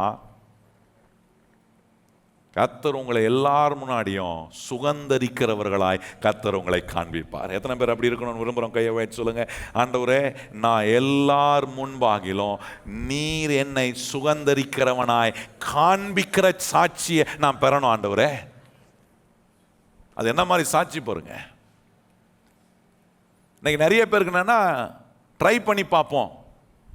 இந்த ட்ரை அவுட் ஆட்டிடியூட்லாம் இருக்கக்கூடாது, பொறுமையாக இருக்கணும். ட்ரை பண்ணி பார்ப்பேன், ஒர்க் அவுட் ஆச்சுன்னா இருப்பேன், இல்லைன்னா நான் பாட்டு போயிடுவேன். ஒருத்தர் ஊழியத்துக்கு வந்தார் பாருங்க. ஊழியத்துக்கு வரும்போது சொன்னார், நான் கர்த்தருக்கு ஊழியம் செய்ய வந்திருக்கிறேன், 6 மாதம் ஊழியம் செஞ்சு பார்ப்பேன், ஒர்க் அவுட் ஆச்சுன்னா தொடர்ந்து ஊழியம் செய்வேன். என்கிட்ட மட்டும் சொல்லியிருந்தாருன்னு வச்சிங்களேன், நான் சொல்லியிருப்பேன், முதல்ல நீ போயிடு, நீ ஏன் ஒர்க் அவுட் ஆக மாட்டேன். 6 மாதம் வேலை செஞ்சு பார்த்துட்டு, ஊழியம் செஞ்சு பார்த்துட்டு ஒர்க் அவுட் ஆகலாம். நான் எங்கள் தாத்தா ஊருக்கு போயிட்டு, நான் வந்து எனக்கு தோப்பு இருக்குது, தோப்பில் போயிட்டு நான் நல்ல வசதியாக வாழ போகிறேன் அப்படின்னா முதல்ல சொல்லிடலாம், நீ முதல்ல கிளம்புப்பா உன் தோப்புக்கு. ஜீவனானாலும் மரணமானாலும் எந்த நிலையானாலும் நான் ஆரம்பத்தில் கொண்டிருக்கிற அந்த நம்பிக்கையில் இயேசுவின் மேல உறுதியாய் நிற்பனா, இந்த இயேசு எனக்கு பலனளிக்கிறவராய் இருக்கிறார், என்னை சுகந்தரிக்க கூடியவனா மாற்றி நிச்சயமா காட்டுவார். தோக்கிற என்ன ஜெயிக்க வச்சு காட்டுவார், கீழே கடக்கிற என்ன மேல தூக்கி காட்டுவாரு. அற்பமா எண்ணினவர்கள் மத்தியில என்ன புகழும்படி கர்த்தர் காரியங்களை மாத்தி காட்டுவார். ஏன்னா நான் ஆரம்பத்தில் கொண்டிருந்த அந்த நம்பிக்கை, அந்த விசுவாசத்துல நான் உறுதியா இருக்கிறதுனால, பொறுமையோட கர்த்தர் எனக்கு இதை செய்வார். யார் என்ன மறந்தாலும் என் இயேசு என்னை மறக்க மாட்டார். அவர் எனக்கான நன்மையை செய்வார், எனக்கான ஒரு ஆசீர்வாதத்தை கொடுப்பார். என் குடும்பத்தை கர்த்தர் நல்ல நிலைக்கு கொண்டு வருவார், என் பிள்ளைகளை நல்ல நிலைக்கும். இந்த நம்பிக்கையில் உறுதியா பொறுமையா இருப்பீங்கன்னா உங்களுக்கு பலன் அளிக்கிறவர் உங்க கூடவே இருக்கிறாரு. நிச்சயமா பலன் கொடுப்பார். அது உங்க வேலையா இருக்கலாம், உங்க குடும்பமா இருக்கலாம், உங்கள் பொருளாதாரமாக இருக்கலாம். எந்த நிலையானாலும் கிறிஸ்துவோடு என்ன பங்குள்ளவனாய் கர்த்தர் என்ன மாத்திரார் பாருங்க. எவ்வளோ அற்புதமான காரியத்தை ஆண்டவர் செய்கிறார். இப்படி ஆண்டவர் இயேசுவின் மேலே நம்ம பொறுமை வச்சிருக்கிறோமா? சில காரியம் பாருங்க பொறுமையாக இருக்கும்போது தான் நமக்கு நடக்கும். பக்கத்தில் பார்த்து சொல்லுங்க, சில காரியங்கள்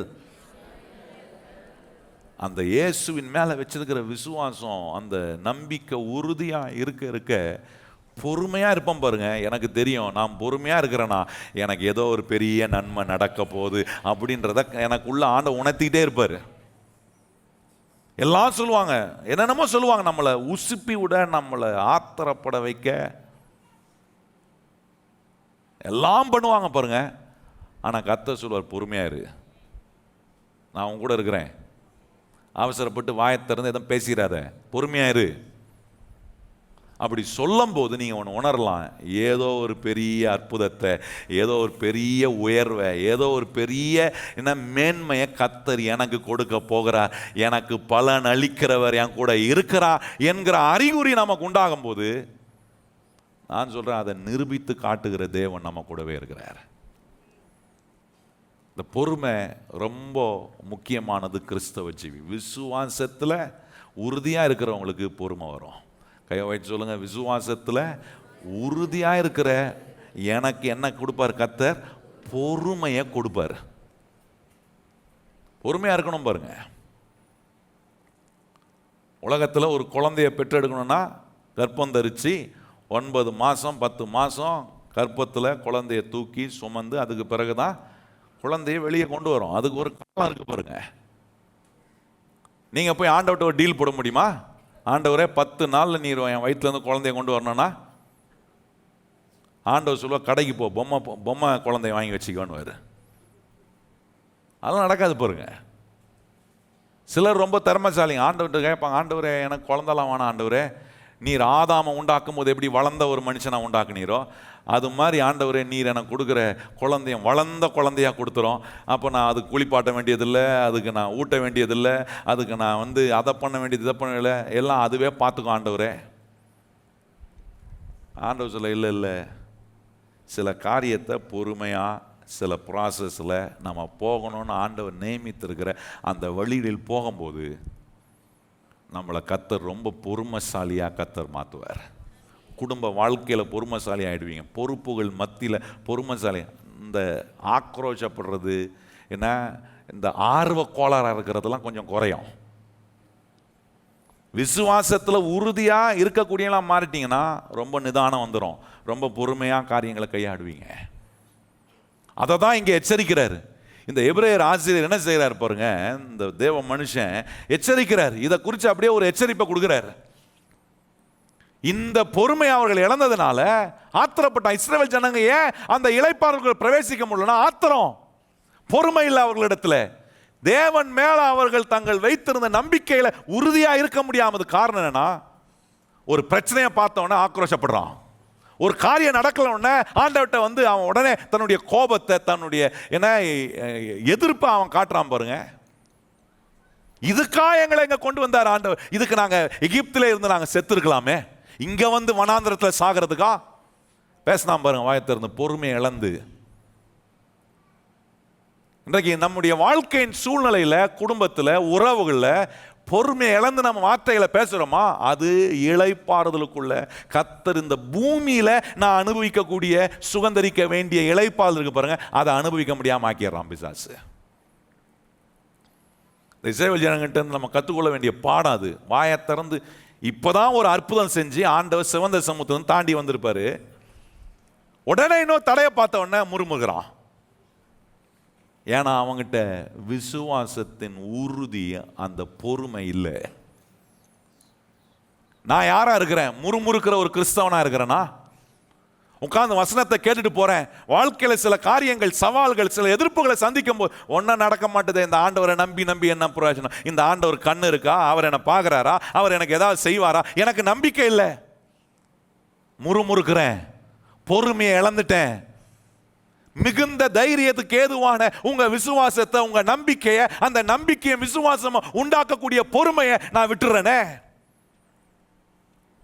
இன்னைக்கு நம்முடைய வாழ்க்கையில கற்றுக்கொள்ள வேண்டியது, ஆண்டவரே எவ்வளோ கொந்தளிப்பா இருந்தாலும் நீர் எனக்கு கொடுக்குற சுகந்தரிக்கிற வரைக்கும் நான் பொறுமையோட காத்திருப்பேன். கையை வாயத்தை சொல்லுங்க, ஆண்டவரே நான் என்ன செய்வேன்? விசுவாசத்தின் பொறுமையோட. சொல்லுங்க வாயை திறந்து, என்ன பொறுமையோட? அந்த விசுவாசம் கொடுக்கிற பொறுமை இருக்கு பாருங்க, அது எல்லாத்தையும் சகிக்கும், அது எல்லாத்தையும் தாங்கும். இந்த இஸ்ரவேல் ஜனங்கிட்ட அதுதான் இல்லை. அற்புதத்தை பார்த்தான், தேவன் இருக்கிறார்ன்றதை அவன் அறிந்திருந்தான், கர்த்தர் கொடுத்த வாக்குத்தத்தை அவங்களுக்கு உரியது என்பதை அவங்க உடன்படிக்கை பண்ணவன் அறிந்திருந்தாங்க. அவங்க ஸ்பெஷல் பீப்புள்னு ஆண்டவர் தெரிந்து கொண்ட ஒரு சிறந்த ஒரு கூட்டமாக கர்த்தர் அதெல்லாம் தெரிஞ்சிருந்துச்சு.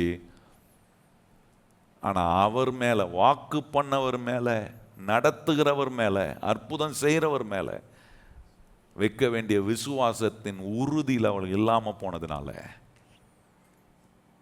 பல காரியங்கள் அவர்கள் பொறுமை இழந்து செயல்பட்டார்கள். இன்னைக்கு நான் எப்படி செயல்படுறேன்? ஏன் எனக்கு வானம் திறக்க மாட்டுது? ஆண்டவர் திறக்கிற வானத்துக்கு கீழே நான் வர்றதுக்கு முன்னாடி பொறுமையை இழந்து பல காரியம் செஞ்சிடுறேன், பலதை பேசிடுறேன். என் மிகுந்த தைரியத்துக்கு ஏதுவான விசுவாசம், ஏன்னா மிகுந்த உறுதிக்கு ஏதுவான விசுவாசத்தை விட்டுறேனே. என் விசுவாசத்தினால உண்டாகிற பொறுமையை என் வாழ்க்கையில அபியாசப்படுத்தி சுகந்தரிக்க வேண்டிய காரியங்களை சுகந்தரிக்க முடியாம போயிடுறேனே. நல்ல கவனிங்க கர்த்தருடைய பிள்ளைகளே, ஆபிரகாமை குறித்து ஆண்டவர் சொல்றாரு. ஆபிரகாம் என்ன செஞ்சான் பாருங்க, எபிரேயர் 6ஆம் அதிகாரம் வருவோம். இங்க பாருங்க, இந்த காஷியன்ஸ் எல்லாம் நம்ம கொஞ்சம் கவனிக்கணும். இந்த எச்சரிப்பெல்லாம் நம்ம வாழ்க்கையில சும்மா அப்படியே கடந்து போயிடக்கூடாது. இந்த மாதிரி வசனங்களை வாசிக்கும்போது சும்மா அது அவங்களுக்கு சொல்லியிருக்கு, இல்லை எனக்கு சொல்றாரு. எனக்கு நான் அடைவதுக்கு என்ன வேணும், என்ன செய்யணுன்றத எனக்கு சொல்றாரு பாருங்க. வாசிப்போமா? அங்கே எபிரேயர் 6ஆம் அதிகாரம் 11ஆம் வசனம் பாருங்க. நீங்கள் அசதியாயிராமல் வாக்குத்தத்தமான ஆசீர்வாதங்களை விசுவாசத்தினாலும், நல்ல கவனிங்க, எப்படி சொல்றாரு பாருங்க, நீங்கள் அசதியாயிராமல் வாக்குத்தத்தமான ஆசீர்வாதங்களை விசுவாசத்தினாலும் நீடிய, எல்லாம் சொல்லுங்க, எப்படி சொல்லணும், அதை கொஞ்சம் அழுத்தி கொஞ்சம் இழுத்து சொல்லுங்க, நீடிய வாழ்க்கையில வரமாட்டேத நீடிய பொறுமை.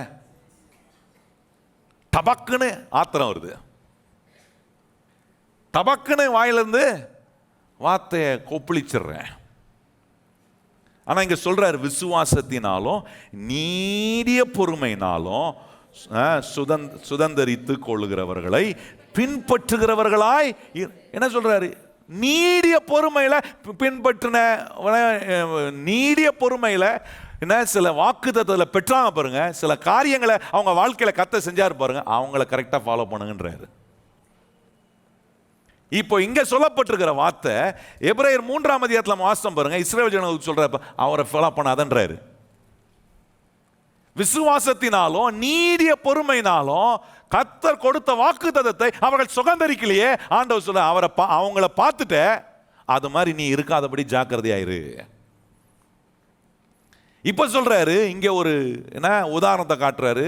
இங்க நிறைய பேர் விசுவாசத்தினாலும் நீடிய பொறுமையினாலும் சுகந்தரித்தவர்களை கவனித்து பாருங்க. யாரை சொல்றாரு? ஆபிரகாமை சொல்றாரு பாருங்க. அடுத்த வசனம் பாருங்க.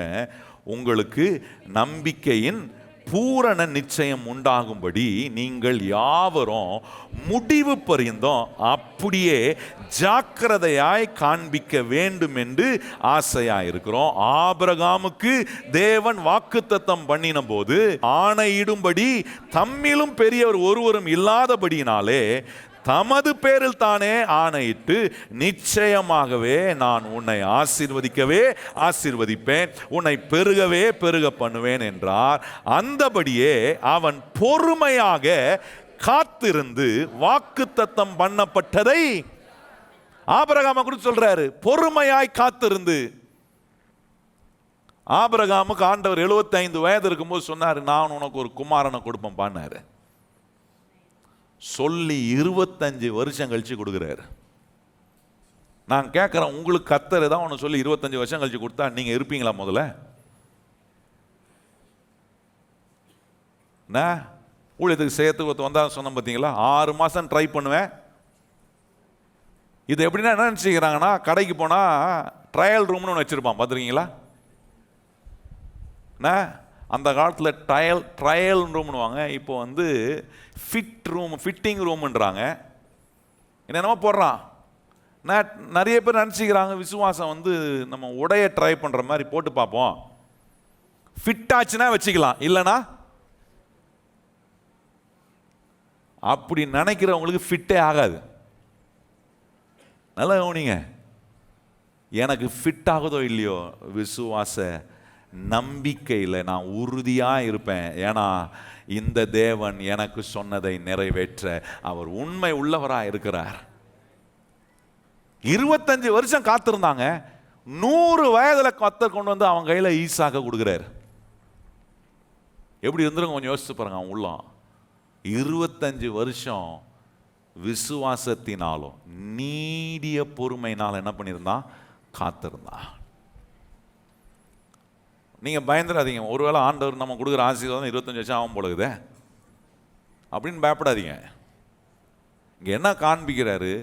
விசுவாசத்தினாலும் நீடிய பொறுமையினால இருக்கிற ஒரு மனுஷனுக்கு ஏமாற்றமே வராதுன்றதை தான் இங்க ப்ரூவ் பண்ணி காட்டுறாரு. நான் விசுவாசிக்கிறேன், அந்த விசுவாசத்தினால எனக்கு பொறுமை உண்டாயிருக்கு. இந்த பொறுமை இருக்கிற இந்த விசுவாசம் எனக்கு ஒரு நாள் ஏமாற்றத்தை கொடுக்காதுன்ற ஒரு அறிகுறியை தான் காட்டுறாரு. நீங்க ஆண்டவர் மேல வச்சிருக்கிற விசுவாசம் உங்களை இன்னும் பொறுமை உள்ளவரா கர்த்தர் எனக்கு கண்டிப்பா செய்வார். மற்றவங்களுக்கு நடந்திருக்கலாம், என் பக்கத்தில் இருக்கவங்களுக்கு நடந்திருக்கலாம், என் வேலை செய்கிற என் பக்கத்தில் இருக்கிற ஒரு ஆளுக்கு நடந்திருக்கலாம், என் கூட இருக்கிறவங்களுக்கு நடந்திருக்கலாம், என் உறவுக்காரங்களுக்கு நடந்திருக்கலாம், என் கூட சபைக்கு வரவங்களுக்கு நடந்திருக்கலாம். நான் அதை பார்த்து என் பொறுமையை விடலை. அவங்களுக்கெல்லாம் செய்த கர்த்தர் அதை காட்டிலும் எனக்கும் செய்ய அவர் வல்லவரா இருக்கிறார் என்று பொறுமையோட காத்திருக்கிறோம் பாருங்க. என் பக்கமாக சாய்வார் கர்த்தர் சாஞ்சி. 25 வருஷம் கழிச்சு ஆபிரகாமுக்கு ஒரு ஈசாக் கொடுத்துருக்கும் போது அது எவ்வளோ ஸ்பெஷலாக இருந்திருக்கும் கொஞ்சம் யோசித்து பாருங்க. நான் சொல்கிறேன், விசுவாசத்தினாலும் நீடிய பொறுமைனாலும் ஒரு நன்மையை கர்த்தர் கொடுக்குறாருன்னா அது உங்களுக்கு ரொம்ப ஸ்பெஷலானதாக இருக்கும். கையை சொல்லுங்கள், அது என்னவா இருக்கும்? எனக்கு வாழ்க்கையில் நீங்கள் அதை மறக்கவே முடியாது. கர்த்தர் அப்படி விசுவாசத்தினால உண்டாகிற நீடிய பொறுமையினால் கர்த்தர் உங்களுக்கு கொடுக்குற நன்மை இருக்கு பாருங்க, அது உங்கள் ஜீவிய காலம் முழுவதும் நீங்கள் மறக்கவே முடியாது. ஆண்டவர் காட்டுறாரு, இப்படி வாக்குத்தத்தத்தை வச்சு சுகந்தரித்தவங்கள பாரு. எப்படி சுகந்தரிச்சாங்க? விசுவாசத்தினால நீடிய பொறுமையினாலும். அப்ப ஆண்டவர் இங்க நமக்கு எச்சரிக்கிறாரு, உன்னுடைய நீ ஆரம்பத்தில் கொண்டிருந்த அந்த விசுவாசம், அந்த நம்பிக்கையின் உறுதியை விட்டுறாத. அதுக்கு எச்சரிப்பா இஸ்ரவேல் ஜனங்களை காட்டுறாரு. அவர்கள் இளைப்பாறுதலுக்குள்ள பிரவேசிக்க முடியல, காரணம் அவருடைய அவிசுவாசம். அவர்களை பார்த்தீங்களே, நான் எங்க பார்த்தேன்? இப்ப காட்டினல நான் உங்களுக்கு வசனத்தின் மூலமா அதான் பார்த்துருக்கிறோம். இவங்களை பார்த்துட்ட பிறகு ஆண்டவர் சொல்றாரு, உனக்கு நீ ஜாக்கிரதையா இருக்கணும். It's a warning for you. நமக்கான எச்சரிப்பை கொடுக்கிறார். என்ன சொல்றார்? அவங்கள போல நீ பின்வாங்கி போய்விடாத. எபிரேயர் 10 சொல்றாரு, உங்கள் மிகுந்த பலனுக்கு ஏதுவான உங்கள் தைரியத்தை, உங்க விசுவாசத்தை, உங்க நம்பிக்கையை விட்டுறாதீங்க. பொறுமையோட இருந்து கர்த்தர் கொடுக்கிற நன்மையை, ஆசீர்வாதத்தை நான் ஒவ்வொரு முறையும் பெறுவேன். கையை வயது சொல்லுங்க, கர்த்தர் எனக்கு கொடுக்குற நன்மையும் ஆசீர்வாதத்தையும் விசுவாசத்தினாலும் நீடிய பொறுமைனாலும் அதை நான் பெறுவேன். கையை உயர்த்தி சொல்லுங்க. எத்தனை பேர் பெறுகிறவங்க? கர்த்தர் எனக்கு கொடுக்குற நன்மையெல்லாம் நான் பெறுவேன் அப்படின்றவங்க கையை உயர்த்தி சொல்லுங்க, ஆண்டவரே இன்னைக்கு எனக்கு என்ன நன்மை வச்சிருக்கிறீர், நாளைக்கு எனக்கு என்ன நன்மை வச்சிருக்கிறீர், அதை எல்லாவற்றையும் நான் நிச்சயமா பெறுவேன் ஆண்டவரே, அதை நான் சுகந்தரிப்பேன். அதான் விசுவாசம் பாருங்க. விட்டுற மாட்டேன். இன்னைக்கு நடக்காததை பார்த்து இனி நமக்கு நடக்காது போல இருக்கு. இல்லை இல்லை, இன்னைக்கு நடக்கலனாலும் இதை நடப்பிக்கிற ஒரு கர்த்தர் என் கூட இருக்கிறார். அதான் ஆபிரகாமுக்கு சொல்றார், இல்லாதவைகளை இருக்கிறது போல இல்லை. பிள்ளை இல்லாத போது சொல்றாங்க ஆபிரகாம், இல்லாதவைகளை இருக்கிறது போல அழைக்கிற தேவன் ஒருவர் இருக்கிறாரே. இன்னைக்கு இல்லை அதனால இல்லைன்னு ஆயிடாது. இல்லை இல்லை, என் தேவன் இல்லாததை கூட இருக்கிற மாதிரி எனக்கு காட்ட அவர் வல்லவரா, இல்லாததை இருக்கிற நிலைக்கு கொண்டு வரக்கூடிய ஒரு அற்புதமான தேவன்.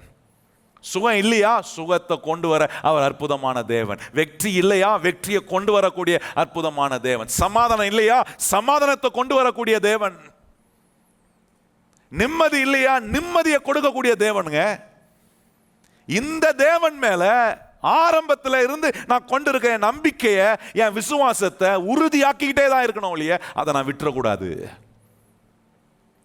அதை விட்டு விடாமல் இருப்போனா இந்த தேவனுடைய வார்த்தையின் மேலே என் நம்பிக்கையை நான் எதை ரொம்ப பெருசாக மதிக்கிறேன்னா, எந்த தேவ வார்த்தை எனக்கு விசுவாசத்தை உண்டாக்குதோ அந்த வார்த்தையை ரொம்ப பெருசாக மதிக்கிறேன். கையை வைத்து எத்தனை பேர் அப்படி சொல்கிறீங்க? ஆண்டவரே, எனக்கு உம்முடைய வசனம் உண்டு பண்ணுகிற விசுவாசத்தை நான் பெருசாக மதிக்கிறேன். சொல்லுங்க, கையை உயர்த்தி. உம்முடைய வசனத்தினால எனக்கு உண்டாகிற விசுவாசத்தை நான் என்ன பண்ணுறேன்? பெருசாக கனப்படுத்துகிறேன், பெருசாக ரெஸ்பெக்ட் பண்ணுறேன். ஆண்டவரே, இந்த விசுவாசத்தை, வசனத்தினால உண்டாகிற விசுவாசத்தை ரெஸ்பெக்ட் பண்ணாத ஒரு மனுஷன் எதை ரெஸ்பெக்ட் பண்ணுவான் தெரியுமா? தான் சூழ்நிலையை, தான் பிரச்சனையை, தான் தேவையை, அதை தான் ரொம்ப பெருசாக ரெஸ்பெக்ட் பண்ணுவான். நான் கேட்குறேன், இன்னைக்கு எதை ரெஸ்பெக்ட் பண்ணுறீங்க ரொம்ப பெருசாக? உங்கள் சூழ்நிலையை ரொம்ப ரெஸ்பெக்ட் பண்ணுறீங்களா? அதுக்கு ரொம்ப பயபக்தியாக இருப்பாங்க. ஐயோ இப்படி ஆகிடும், ஐயோ அப்படி ஆகிடும், என்ன ஆகிடுமோ தெரில, ஏதாமோ தெரில, நம்ம தலையை சீவிடுவான் போல, ரொம்ப பயபக்தி. அற்புதம் செய்யக்கூடிய தேவனுடைய வார்த்தைகள், விசுவாசத்தை உண்டாக்கக்கூடிய தேவனுடைய வார்த்தைகள் நமக்கு நேரம் வருது. அதுக்கு ரெஸ்பெக்ட் கொடுக்குறேனா? அதுக்கு கனத்தை கொடுக்குறேனா? இந்த தேவனுடைய வார்த்தை தான் ஒருபோதும் அழியாத வார்த்தை. கையை வச்சு சொல்லுங்க, இந்த தேவனுடைய வார்த்தைக்கு அழிவே. நல்ல சத்தமாக சொல்லுங்க, இந்த தேவனுடைய வார்த்தை, விசுவாசத்தை உண்டாக்குற தேவனுடைய வார்த்தைக்கு என்ன கிடையாது? அழிவும் கிடையாது. அதனுடைய வேலிடிட்டியும் முடியவே முடியாது. அழிவும் கிடையாது, அதனுடைய வேல்யூ குறைஞ்சு போகிறதும் கிடையாது. இந்த தேவனுடைய வார்த்தை உங்களுக்குள்ள வேல்யூ உண்டாக்கிட்டே இருக்கும். பக்கத்தில் பார்த்து சொல்லுங்க, கர்த்தருடைய வார்த்தை விசுவாசத்தையும் உண்டாக்கும், உங்கள் வாழ்க்கையை வேல்யூபிளாகவும் ஆக்கும். வேல்யூ உண்டாக்குது பாருங்க. எனக்கு வேல்யூ எப்போ உண்டாகுது தெரியுமா? இந்த வார்த்தையினால விசுவாசம் உண்டாக உண்டாக என் வாழ்க்கை வேல்யூ ஆகுது. வேல்யூபிளான ஒரு பர்சனாக மாறுறேன். நம்மளை பார்த்து சீப்போ அப்படின்னு சொல்கிறாங்களா? இதெல்லாம் என்னத்தை பண்ண போகுது அப்படின்னு சொல்கிறவங்க மத்தியில் வேல்யூ உண்டாக்கணுமா? இந்த விசுவாசத்தை உண்டாக்குற வசனம் உள்ளே போயிடுச்சுன்னா அந்த வசனத்துக்கு அழிவே கிடையாதுங்க. அது எனக்கு வேல்யூ உண்டாக்கி காட்டும். அப்படிப்பட்ட ஒரு வேல்யூவை உண்டாக்குற தேவனுடைய வார்த்தையை வச்சுக்கிட்டு நான் இன்னும் வாயத்திலிருந்து அவிசுவாசமாக பேசிட்டு இருக்கிறேன்னா? மிகுந்த தைரியத்துக்கு ஏதுவான உங்களுடைய என்ன விசுவாசத்தையும் நம்பிக்கையும் விட்டு விலகி போகக்கூடிய காரியத்தின் மேலே நான் கவனம் வைக்கணும். அது மேலே விலகி போகிறவன் மேலே கர்த்தர் பிரியப்படுறது. பாருங்க, எபிரேயர் 10ஆம் அதிகாரம் பாருங்க, 37ஆம் வசனம் வாசிப்போம். என்ன சொல்றாரு பாருங்க, 36ஆம் வசனம் வாசித்தோம்ல, நீங்கள் தேவனுடைய சித்தத்தின்படி செய்து வாக்குத்தத்தம் பண்ணப்பட்டதை பெறும்படிக்கு பொறுமை உங்களுக்கு வேண்டியதாய் இருக்கிறது. பொறுமை உங்களுக்கு வேண்டியதாக இருக்கிறது. 37ஆம் வசனம் பாருங்க, வருகிறவர் இன்னும் கொஞ்ச காலத்தில் வருவார், தாமதம் பண்ணார், விசுவாசத்தினாலே நீதிமான் பிழைப்பான், பின்வாங்கி போவானானால் அவன் மேல் என் ஆத்துமா. சொல்றாரு பாருங்க, பின்வாங்கி போகிறவன், தேவன் மேல் நம்பிக்கை வைக்காம உங்க உறுதியையும் உங்க விசுவாசத்தையும் உங்க நம்பிக்கையும் உறுதியாக்கி அந்த பொறுமை உங்களுக்கு வேண்டியதா இருக்கு. இத இல்லாத ஒரு மனுஷன் எப்படி இருக்கான்? பின்வாங்கி போ. அவன் மேல கர்த்தர் பிரியமா இல்லையா? நல்லா கவனித்து பாருங்க. விசுவாசத்தை விட்டு போகிற ஒரு மனுஷன் மேல கர்த்தர் பிரியமா இருக்கிறதே இல்லை. விசுவாசம் குறைச்சல் இருக்கிற ஒரு மனுஷனை பார்க்கும் போது கர்த்தர் அவன் மேல பிரியப்படுறது இல்லை. இன்னைக்கு நான் யாரா இருக்கிறேன்? நான் பின்வாங்கி போகிறேன்ல, என் விசுவாசத்தை கொண்டு வந்து என் இயேசுவின் மேலே தொடர்ந்து வைக்க. அடுத்த வசனம் பாருங்க, சொல்லுது பாருங்க, பின்வாங்கி போகிறவன் மேலே கர்த்தர் பிரியமா இல்லாம. 39ஆம் வசனம், நாமோ கெட்டு போக பின்வாங்குறவர்களாய் இராமல் ஆத்துமா ஈடேற. பின்வாங்கி போறவன் கெட்டு போறவன். நல்லா கவனிங்கள், கெட்டு போவதுக்கு பின்வாங்குறான் அவன். விசுவாசிக்காம விசுவாச வாழ்க்கையில நான் சொல்றது நல்லா கவனிக்கணும். நான் கிறிஸ்தவனா இருக்கிறேன்றதுல, நான் கிறிஸ்தவனா இயேசுவின் மேல நான் வச்சிருக்கிற விசுவாசம் உறுதியாய் என்ன, அது தைரியத்துக்கு ஏதுவான, மிகுந்த பலனுக்கு ஏதுவான ஒரு விசுவாசமா, பொறுமையா என் வாழ்க்கையில இருக்க வேண்டியதா இருக்கணுமே. இருக்குமானால் என் மேல பிரியப்படுறாரு. அது என்ன செய்யணும்? என் விசுவாசத்தை ஈடேறுவதற்கான, கட்டி எழுப்புவதற்கான உதவியை செய்யக்கூடிய ஒன்றா இருக்கு. கெட்டு போவதுக்கு விசுவாசமே தேவை கிடையாது. விசுவாசம் வந்தா நான் கெட்டு போக வேண்டிய இடம் வராது. எவ்வளோ காரியம் இருக்கு பாருங்க. விசுவாசத்தை அற்பமாக நினைக்கக்கூடாது. விசுவாசம் வந்தா நான் கெட்டு போகாமல் இருக்க எனக்கு விசுவாசம் உதவி செய்த. அங்க சொல்றாரு பாருங்க, நாமும் கெட்டு போக பின்வாங்கினவர்களாயிராமல். அப்ப விசுவாசம் இல்லாம இருக்கக்கூடிய ஒரு மனுஷன் கெட்டு போறான் பாருங்க. ஆரம்பத்தில் கொண்டிருந்த அந்த விசுவாசம், அந்த நம்பிக்கை உறுதியை விட்டு பின்வாங்குற ஒரு மனுஷன் இருப்பானா, அவன் கெட்டு போகிறான். கெட்டு போகிற மனுஷன் நான் பார்க்கும்போது கர்த்தர் சந்தோஷப்படுறதில்ல, அவர் வசனப்படுறாரு.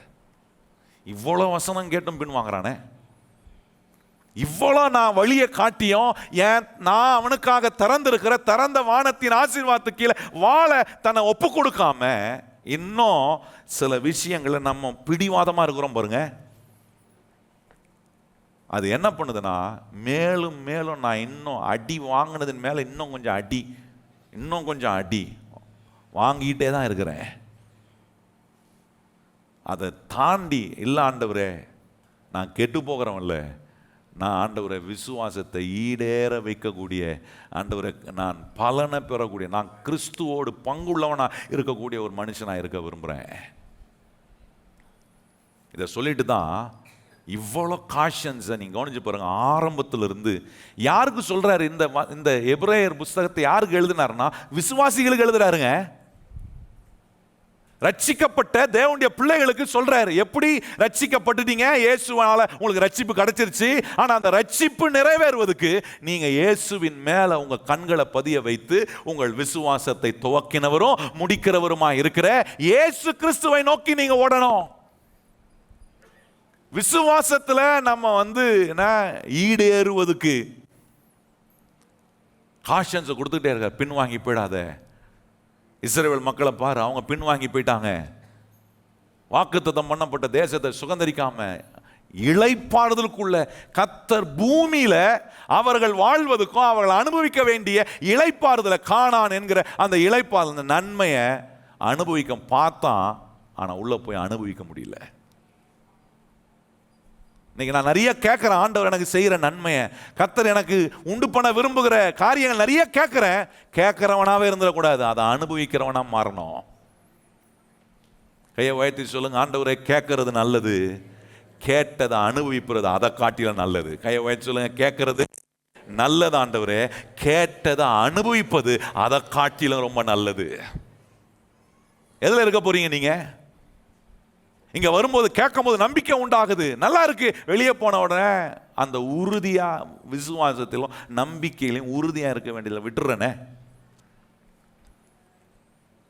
நான் கேட்டதெல்லாம் என் வாழ்க்கையில் அனுபவிக்கிறதா மாற்றணும்.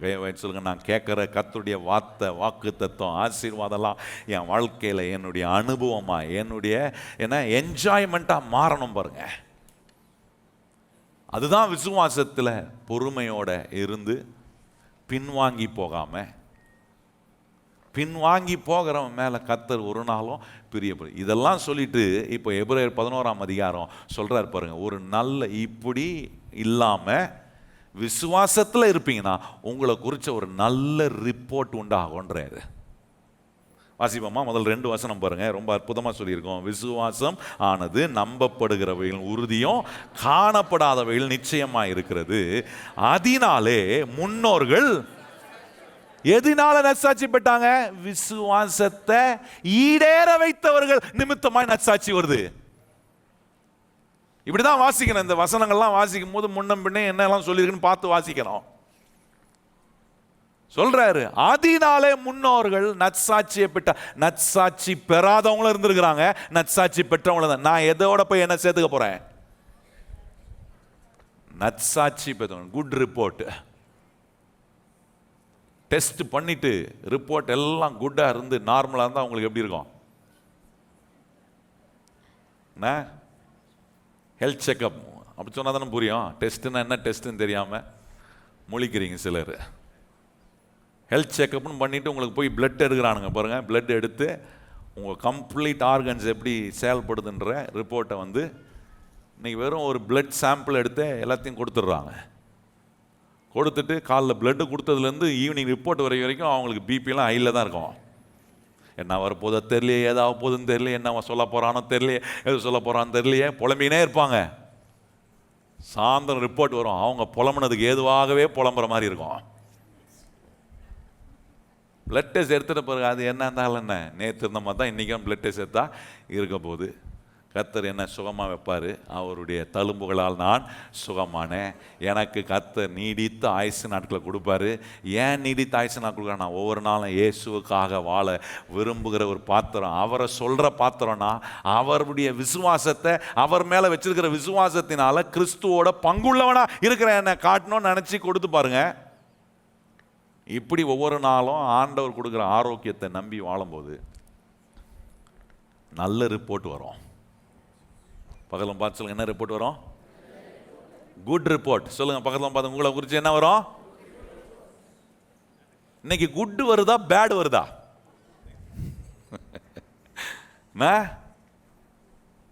உங்களை குறித்து உங்களுக்கு தாங்க தெரியும். உங்களை குறித்து ஆண்டவருக்கு தெரியும். உங்களை குறித்த ஒரு சாட்சி கர்த்தர் கொடுக்கும்போது நல்ல சாட்சி கொடுப்பாரா? என் வார்த்தையெல்லாம் கேட்டு என் பிள்ளை, நான் அவனுக்கு காட்டின வழியெல்லாம் இந்த வருஷம் முழுவதும் கை கொண்டு நான் அவனை கொண்டு வந்து என் திறந்த வானத்தின் ஆசீர்வாதத்துக்கு கீழே வாழ வைக்க விரும்பினேன். அதுக்காக ஒவ்வொரு வாரமும் என் பிள்ளைக்கு நான் வழியை நான் போதித்தேன். ஊழியக்காரனை வச்சு இந்த வார்த்தைகளை கொண்டு கர்த்தர் உங்களுக்கு போதித்தார் பாருங்க. என் வார்த்தையெல்லாம் கேட்டு என் பிள்ளை அப்படியே என்னை விசுவாசித்து செயல்பட்ட அப்படிப்பட்ட ஒரு விசுவாசியை பார்த்து ஆண்டவர் நற்சாட்சி குட் ரிப்போர்ட்டை கண்டிப்பாக கொடுப்பாரு. கர்த்தர் கொடுக்கறது மாத்திரம் இல்லை, நீங்கள் போகிற இடம்லாம் உங்களை பற்றி நல்ல ரிப்போர்ட் வரும். கிறிஸ்தவர்கள் போகிற இடம்லாம் நம்மளை குறித்து நல்ல ரிப்போர்ட் வரணும். பக்கத்தில் பார்த்து சொல்லுங்கள், கிறிஸ்தவர்களாக இருக்கிற நம்ம நல்லா சொல்லணும். முணுக்கூடாதுண்ணே, இதெல்லாம் முணுக்கிறது இல்லை, இல்லை நல்லா சொல்லணும். பக்கத்தில் பார்த்து சொல்லுங்கள், மூஞ்ச பாருங்கள், பக்கத்தில் மூஞ்ச பார்த்து சொல்லுங்கள், கிறிஸ்தவர்களாக இருக்கிற நம்ம போகிற எல்லா இடத்திலும் நல்ல ரிப்போர்ட் வரணும், குட் ரிப்போர்ட் வரணும்.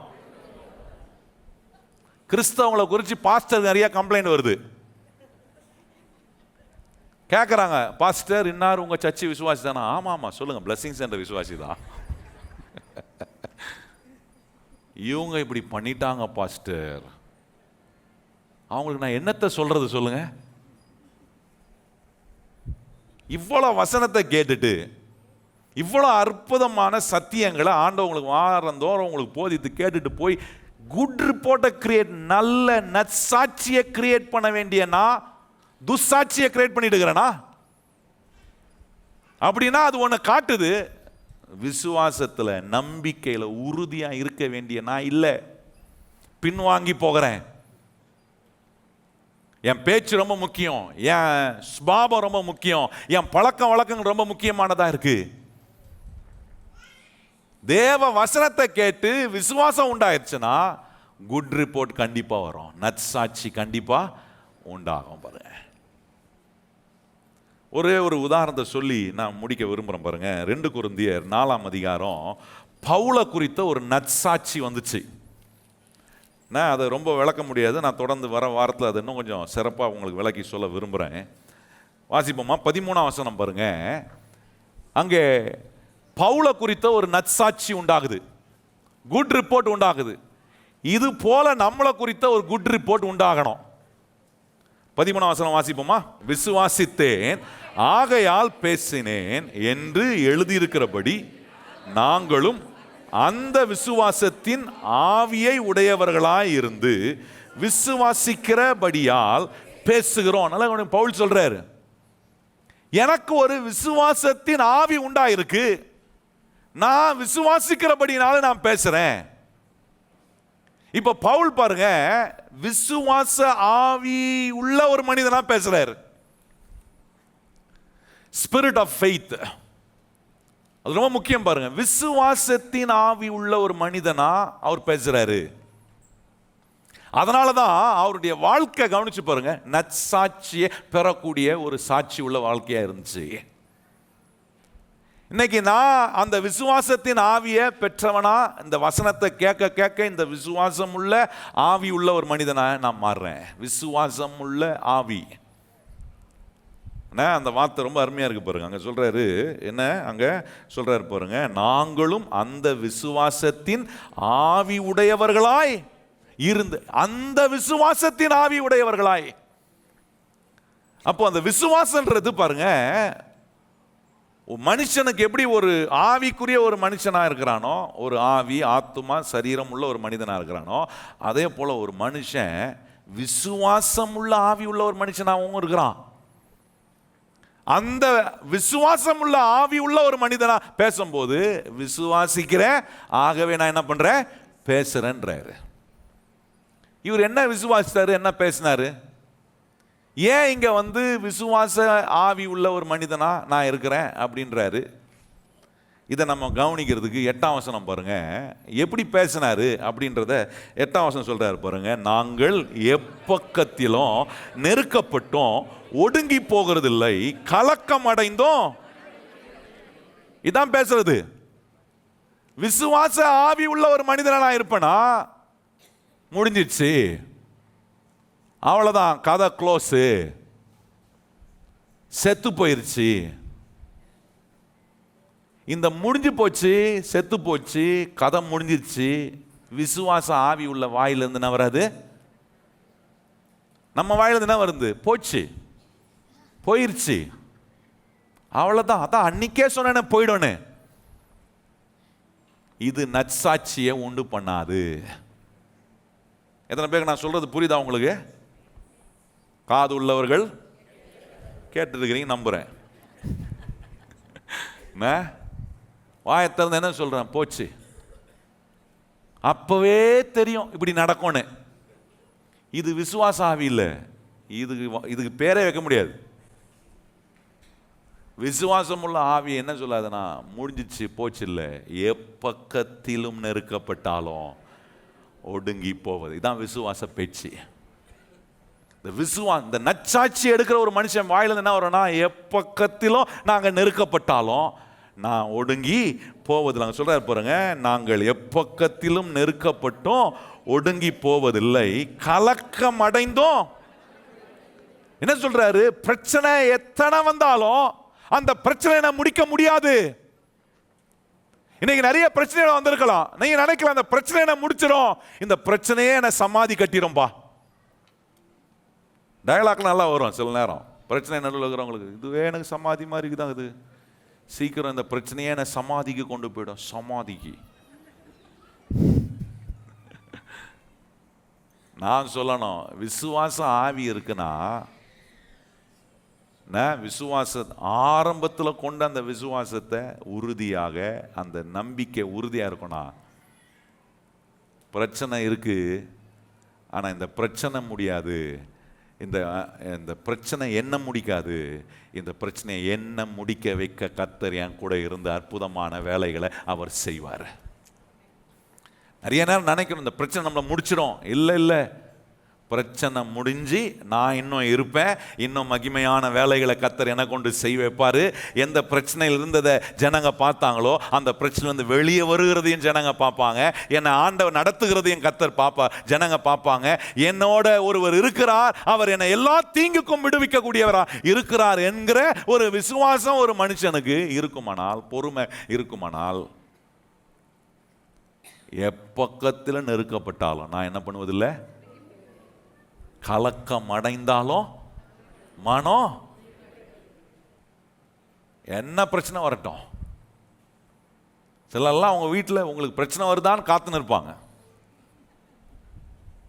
பிரச்சனை வந்துச்சுன்னா பாருங்க, பேசாமதெல்லாம் பேசுவான்.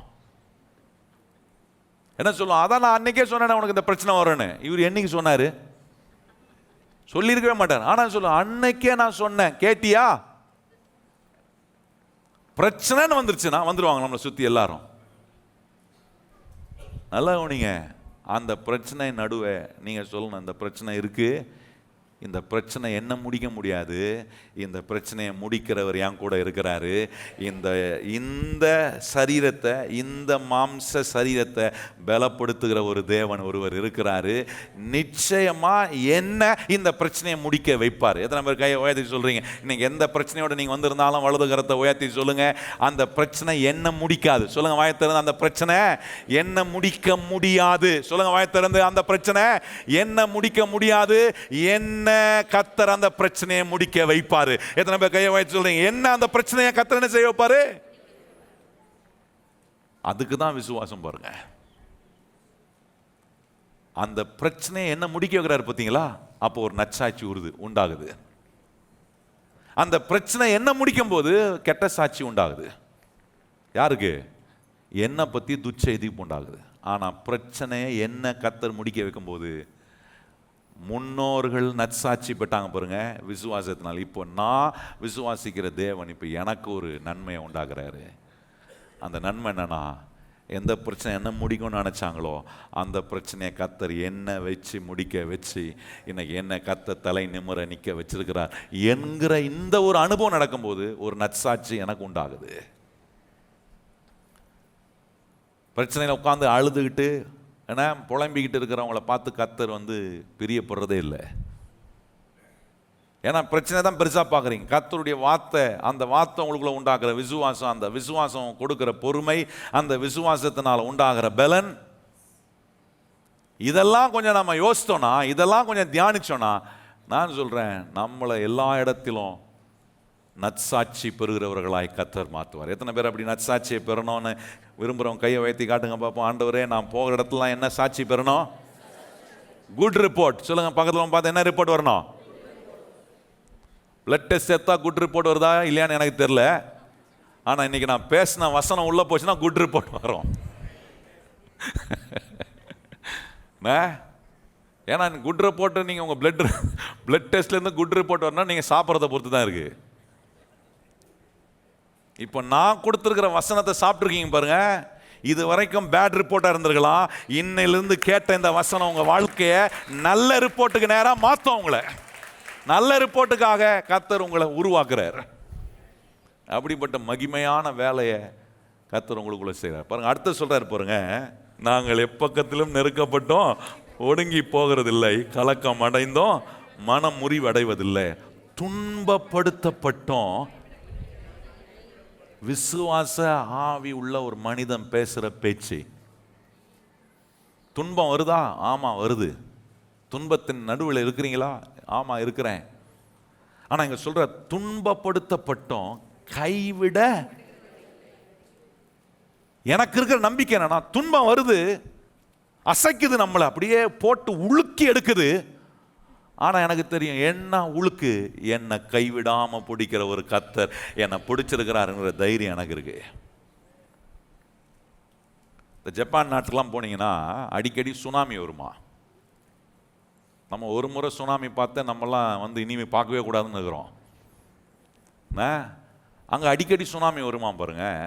அதனால் என்ன பண்ணாங்களாம், அங்கே கட்டுற பில்டிங்லாம் நல்லா உயரமாக கட்டிருப்பாங்க, நல்ல கோபுரம் மாதிரி இருக்கும் பில்டிங்லாம். இப்போ இந்த பில்டிங்கை கட்டும் போதே இந்த சுனாமி வரும்போது இந்த சுனாமியினுடைய தாக்குதலை தாங்குவதுக்கு ஏதுவான என்ஜினியரிங் டெக்னாலஜியை பயன்படுத்தி, எப்பவுமே இந்த ஹை ரைஸ் பில்டிங்னு வாங்க பாருங்க, நல்ல உயரமாக இருக்கிற பில்டிங்க்கு என்ன செய்வாங்கன்னா ஒரு சஸ்பென்ஸ் மாதிரி ஸ்ப்ரிங் மாதிரி செட் பண்ணுவாங்களா. கார்லாம் போனீங்கன்னா எப்படி சஸ்பென்ஸ் இருக்குது, பைக்கில் போனால் சஸ்பென்ஸ் இருக்குது பாருங்க. சஸ்பென்ஸ் இல்லாத வண்டியில் போனீங்கன்னா உங்கள் இடுப்புலாம் காலி ஆகிடும். அதனால் அது சஸ்பென்ஸுனால பழத்தில் விட்டால் அது என்னவும் அதை அட்ஜஸ்ட் பண்ணி கரெக்டாக அப்படியே பவுன்ஸ் பண்ணி கொண்டு வந்து விட பாருங்க. அது மாதிரி ஹை ரைஸ் பில்டிங்கும் அப்படி பவுன்சிங் வச்சுக்கிறானா. காற்று ரொம்ப பலமாக அடிக்கும் போது அப்படி லைட்டாக இப்படி அசையும், காற்று அடிக்கும். அதுக்கப்புறம் காற்று போனோன்னா அப்படி நார்மலாக வந்துடுமா. நம்ம ஊரில் இருக்குது, நீங்கள் போய் பாருங்கள், பெரிய பெரிய உயரமாக கட்டுற பில்டிங்லாம் போனீங்கன்னா மேலே போய் நின்று பாருங்கள், கொஞ்சம் காற்று அடிக்காமல் போனீங்கன்னா அப்படியே தெரியும் ஆடுறது. அப்புறம் திருப்பியும் காற்று நின்று நார்மலாகிடும்.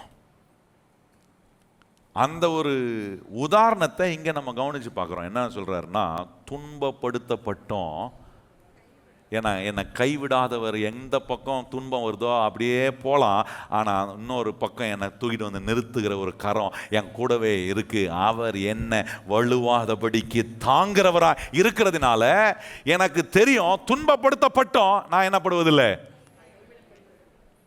துன்பம் இருக்கா கேட்டால் நிறைய துன்பம் சொல்லுவீங்க. நீங்கள் உங்களுக்கு சொல்ல துன்பத்துக்கு அவங்ககிட்ட பஞ்சம் லிஸ்ட் நிறைய கொடுப்போம். முதல் துன்பம் எங்கே ஆரம்பிக்கணும்? வீட்டில் இருந்து ஆரம்பிக்கும். முதல் லிஸ்ட் அங்கேருந்து ஆரம்பிக்கும். துன்பங்கள் ஏராளம் இருக்கு. ஆனால் இவ்வளோ துன்பத்தின் நடுவு இன்னைக்கு நான் நிற்கிறேன்னா, கைவிடாத ஒருத்தர் என் கூட இருக்கிறார், என்னை பிடிக்கிறார், என்னை தாங்குறார். சுனாமி மாதிரி வருது துன்பம். சில துன்பத்துக்கு பேரே சொல்ல முடியல, அப்படிப்பட்ட துன்பம்லாம் வருது. ஆனாலும் இன்னைக்கு நான் நிற்கிறேன்னா காரணம் நான் கர்த்தர் மேல் வைத்திருக்கிற விசுவாசம். அவருடைய கரம் என்னை தாங்குதான். அதுக்கப்புறம் சொல்றாரு பாருங்க, 9ஆம் வசனத்தில் அங்கே சொல்றாரு, கீழே தள்ளப்பட்டோம் மடிந்து போகிறது. கீழே தள்ளப்படுற நிலை, பிரச்சனையில வந்து கீழே விழுறேனா? விழுறனே, விழாம இல்லை. ஆங்கிலத்தில் ரொம்ப அற்புதமாக இந்த வசனம் வந்திருக்கு பாருங்க. அதில் சொல்லியிருக்கு, என்ன சொல்றாரு? கீழே தள்ளப்பட்டோம், நாங்கள் என்ன பண்ணுறதில்ல, மடிந்து போகிறதில்ல. அங்கே ஆங்கிலத்தில் ஒரு மொழிபெயர்ப்பில் போட்டிருக்குது, நாக் டவுன் பண்ணப்பட்டோம், நாக் அவுட் ஆகலையா. நாக் டவுன், நமக்கு லாக்டவுன் தானே தெரியும். நாக் டவுன் அப்படின்னா இந்த குத்து சண்டையில் கவனிச்சிங்கன்னா, அந்த பாக்ஸிங்கில் என்ன பண்ணுவாங்கன்னா நாக் டவுன் பண்ணுவாங்க பார்த்துறீங்களா? அடிச்சோன்னா நாக் டவுன் ஆனால் கீழே டப்புன்னு விழுந்துருவான். மூக்கில் ஒரு அடி போட்டு டம்முன்னு விழுந்துருவான் அப்படியே கேரி. அவருக்கு ஒரு கவுண்ட் கொடுப்பாங்க. என்ன கவுண்ட் கொடுப்பாங்க? 10 நம்பர் எண்ணுவாங்க, 1 2. அதுக்குள்ளே எழுச்சிட்டாருன்னா அவர் வந்து நாக் அவுட் ஆகலை. நாக் டவுன் ஆனார், ஆனால் எழுச்சிட்டார். நம்முடைய பிரச்சனைகள் நிறையா வந்து நம்மளை நாக் டவுன் பண்ணுது, நம்மளை நாக் அவுட் பண்ணவில்லை. நாக் அவுட்னா நாக்க வெளியத்தில் நாக விடுறது இல்லை. நம்ம புரிகிற பாஷை சொன்னாதான் நமக்கு விளங்கும். நிறைய பிரச்சனை போறேன், ஆனா மறுபடியும் எழுச்சி நிக்கிறேனே, விழுறேன் ஆனா திருப்பியும் எழும்புறேன். அதான் வேதம் சொல்லு, நீதிமான் 7 தடவை விழுந்தாலும் அவன் மறுபடியும் மறுபடியும் எழுந்து நிற்கிற. கவலைப்பட, இந்த கொண்டத்தில் எழுச்சி நிற்க வைக்க போகிறோம் உங்களை. ஆனால் இங்கே சொல்லியிருக்கு, எழுந்து நிற்பேன். என்ன சொல்கிறாரு? நாங்கள் என்ன கீழே தள்ளப்பட்டோம் மடிந்து. இதெல்லாம் நற்சாட்சிங்க. இந்த சாட்சி உங்களை பற்றி வருதா? நிறைய காரியத்தில் விழுந்தாங்க, ஆனால் இவங்க திருப்பி எழுச்சி நின்றுருக்கிறாங்க. நிறைய துன்பப்பட்டாங்க, ஆனால் கர்த்தர் இவங்களை கைவிடலைங்க. எப்பக்கத்திலும் நெருக்கப்பட்டாலும் நாங்கள் ஒடுங்கி போவதில்லை. இதெல்லாம் என்ன குறித்து சொல்ல வேண்டிய நற்சாட்சிகள். ஆண்டவர் என்ன குறித்து இப்படி ஒரு சாட்சி சொல்லணும்? இப்படிப்பட்ட ஒரு சாட்சி உண்டாகிற ஒரு வாழ்க்கை வாழ்வனா? என் விசுவாசம் ஜெயிக்கிற விசுவாசமா இருக்கு. பக்கத்தில் பார்த்து சொல்லுங்க, நம்ம விசுவாசம் ஜெயிக்கிற விசுவாசம். நல்லா சொல்லுங்க பக்கத்தில் பார்த்து, நம்ம விசுவாசம் எப்படிப்பட்ட விசுவாசம்? இப்போ இனிமே தான் தெரியும். இப்போ இங்கேருந்து போறீங்களே, இப்போ சொல்லுவீங்க ஜெயிக்கிற விசுவாசம் தானே. போய் வாழ்க்கையில் அங்கங்க பிரச்சனை, போராட்டங்கள், சவால்கள் வரும்போது அங்கே தான் காட்டின, இல்லை என் விசுவாசம் ஜெயிக்கிற விசுவாசம், தோக்கிற விசுவாசம் இல்லை, கெட்டு போகிற என்ன பின்வாங்கி போகிற ஒரு ஆள் இல்லை. நான் விசுவாசம் ஈடேறுகிற விதத்தில், ஜெயிக்கக்கூடிய விதத்தில் என் விசுவாசத்தை கர்த்தர் பலப்படுத்துறாரு. இதெல்லாம் விளங்கி கொள்ளும்போது எனக்கு ஒன்று புரியுது, விசுவாசம் இல்லாமல் தேவனை பிரியப்படுத்துவது. எத்தனை பேர் ஜெயிப்பீங்க? என் விசுவாசம் என்னை ஜெயிக்க வைக்கும் அப்படின்றவங்க இடத்துல எழுப்பி நிலுங்க பார்ப்போம். என் விசுவாசம் என்ன ஒவ்வொரு நாளும் ஜெயிக்க வைக்கும், ஒவ்வொரு நாளும் என்னை முன்னேறி செல்ல வைக்கும் என்று நம்புகிற கர்த்தருடைய பிள்ளைகள் எல்லாரும் வாய்களை திறந்து ஆண்டவரை மகிமைப்படுத்துங்க. ஆண்டவருடைய நாமத்தை நம்ம சொல்லி இன்றைக்கு நம்ம இந்த இடத்தை விட்டு போகும்போது நமக்கு ஒரு நம்பிக்கை வரணும். என்ன நம்பிக்கைனா, ஆண்டவரே நான் நற்சாட்சி பெறுவேன். கையை வைத்து சொல்லுங்க, நான் என்ன பெறுவேன்? நற்சாட்சி. ஆண்டவரே என் விசுவாசம் எனக்கு நல்ல ரிப்போர்ட்டை கொண்டு வரும். சொல்லுங்க, ஆண்டவரே ஆண்டவரே, நான் உண்மையில வைத்திருக்கிற ஆரம்பத்தில் கொண்டிருக்கிற அந்த நம்பிக்கை, அந்த விசுவாசம் உறுதியாய் இருக்க ஆண்டவரே, இன்னைக்கு நாங்க என்ன செய்யணும் ஆண்டவரே, எதெல்லாம் எங்களுக்கு எச்சரிப்பாய் நீர் காட்டினீரோ அதை குறித்து நாங்க கேர்லெஸ்ஸா ஆண்டவரே கவனவீனமாய் நாங்க இராதபடிக்கு கேட்ட ஒவ்வொரு வார்த்தையை நாங்க இன்னும் ஆழமாய் விசுவாசித்து ஆண்டவரே ஒன்னை நாங்க இன்னைக்கு புரிந்து கொள்கிறோம். ஆண்டவரே, விசுவாசம் இல்லாம தேவனை பிரியப்படுத்துவது கூடாத காரியம். விசுவாசம் ஒண்ணுதான் ஆண்டவரே எங்களுக்கு நற்சாட்சியை கொண்டு வரும். அந்த நல்ல ரிப்போர்ட்டை ஆண்டவரே எங்க வாழ்நாள் முழுவதும் நாங்க காத்து வாழ எங்களுக்கு நேராக நீர் உம்முடைய திறந்த வானத்தின் ஆசீர்வாதத்தை நாங்க பெற்று அனுபவித்து வாழ எங்க ஒவ்வொருவரையும் நீர் பலப்படுத்தி நடத்தும். கேட்ட ஒவ்வொரு வார்த்தைகளும் உம்முடைய பிள்ளைகள் எங்கெங்கெல்லாம் போறாங்களோ அவங்கள குறித்த நற்சாட்சி உண்டாகட்டும். நன்மையும் ஆசீர்வாதமும் தேவ பாதுகாப்பும் எங்களுக்கு எப்பொழுதும் இருக்கட்டும். இயேசு கிறிஸ்துவின் நாமத்தில் ஜெபிக்கிறோம் எங்கள் நல்ல பிதாவே, ஆமென். இப்பொழுது நம்முடைய கர்த்தராகிய இயேசு கிறிஸ்துவினுடைய கிருபையும் பிதாவாகிய தேவனுடைய அன்பும் பரிசுத்த ஆவியானவருடைய அந்யோன்ய ஐக்கியமும் இன்றும் என்றும் சதா காலங்களிலும் நாம் அனைவருடன் வைத்திருப்பதாக. எல்லாரும் இணைந்து சொல்லுவோம். என் ஆத்துமாவே கர்த்தரை ஸ்தோத்திரி, என் முழு உள்ளமே பரிசுத்த நாமத்தை ஸ்தோத்திரி. என் ஆத்துமாவே கர்த்தரை ஸ்தோத்திரி, கர்த்தர் செய்த சகல உபகாரங்களையும் மறவாதே. ஆமென்.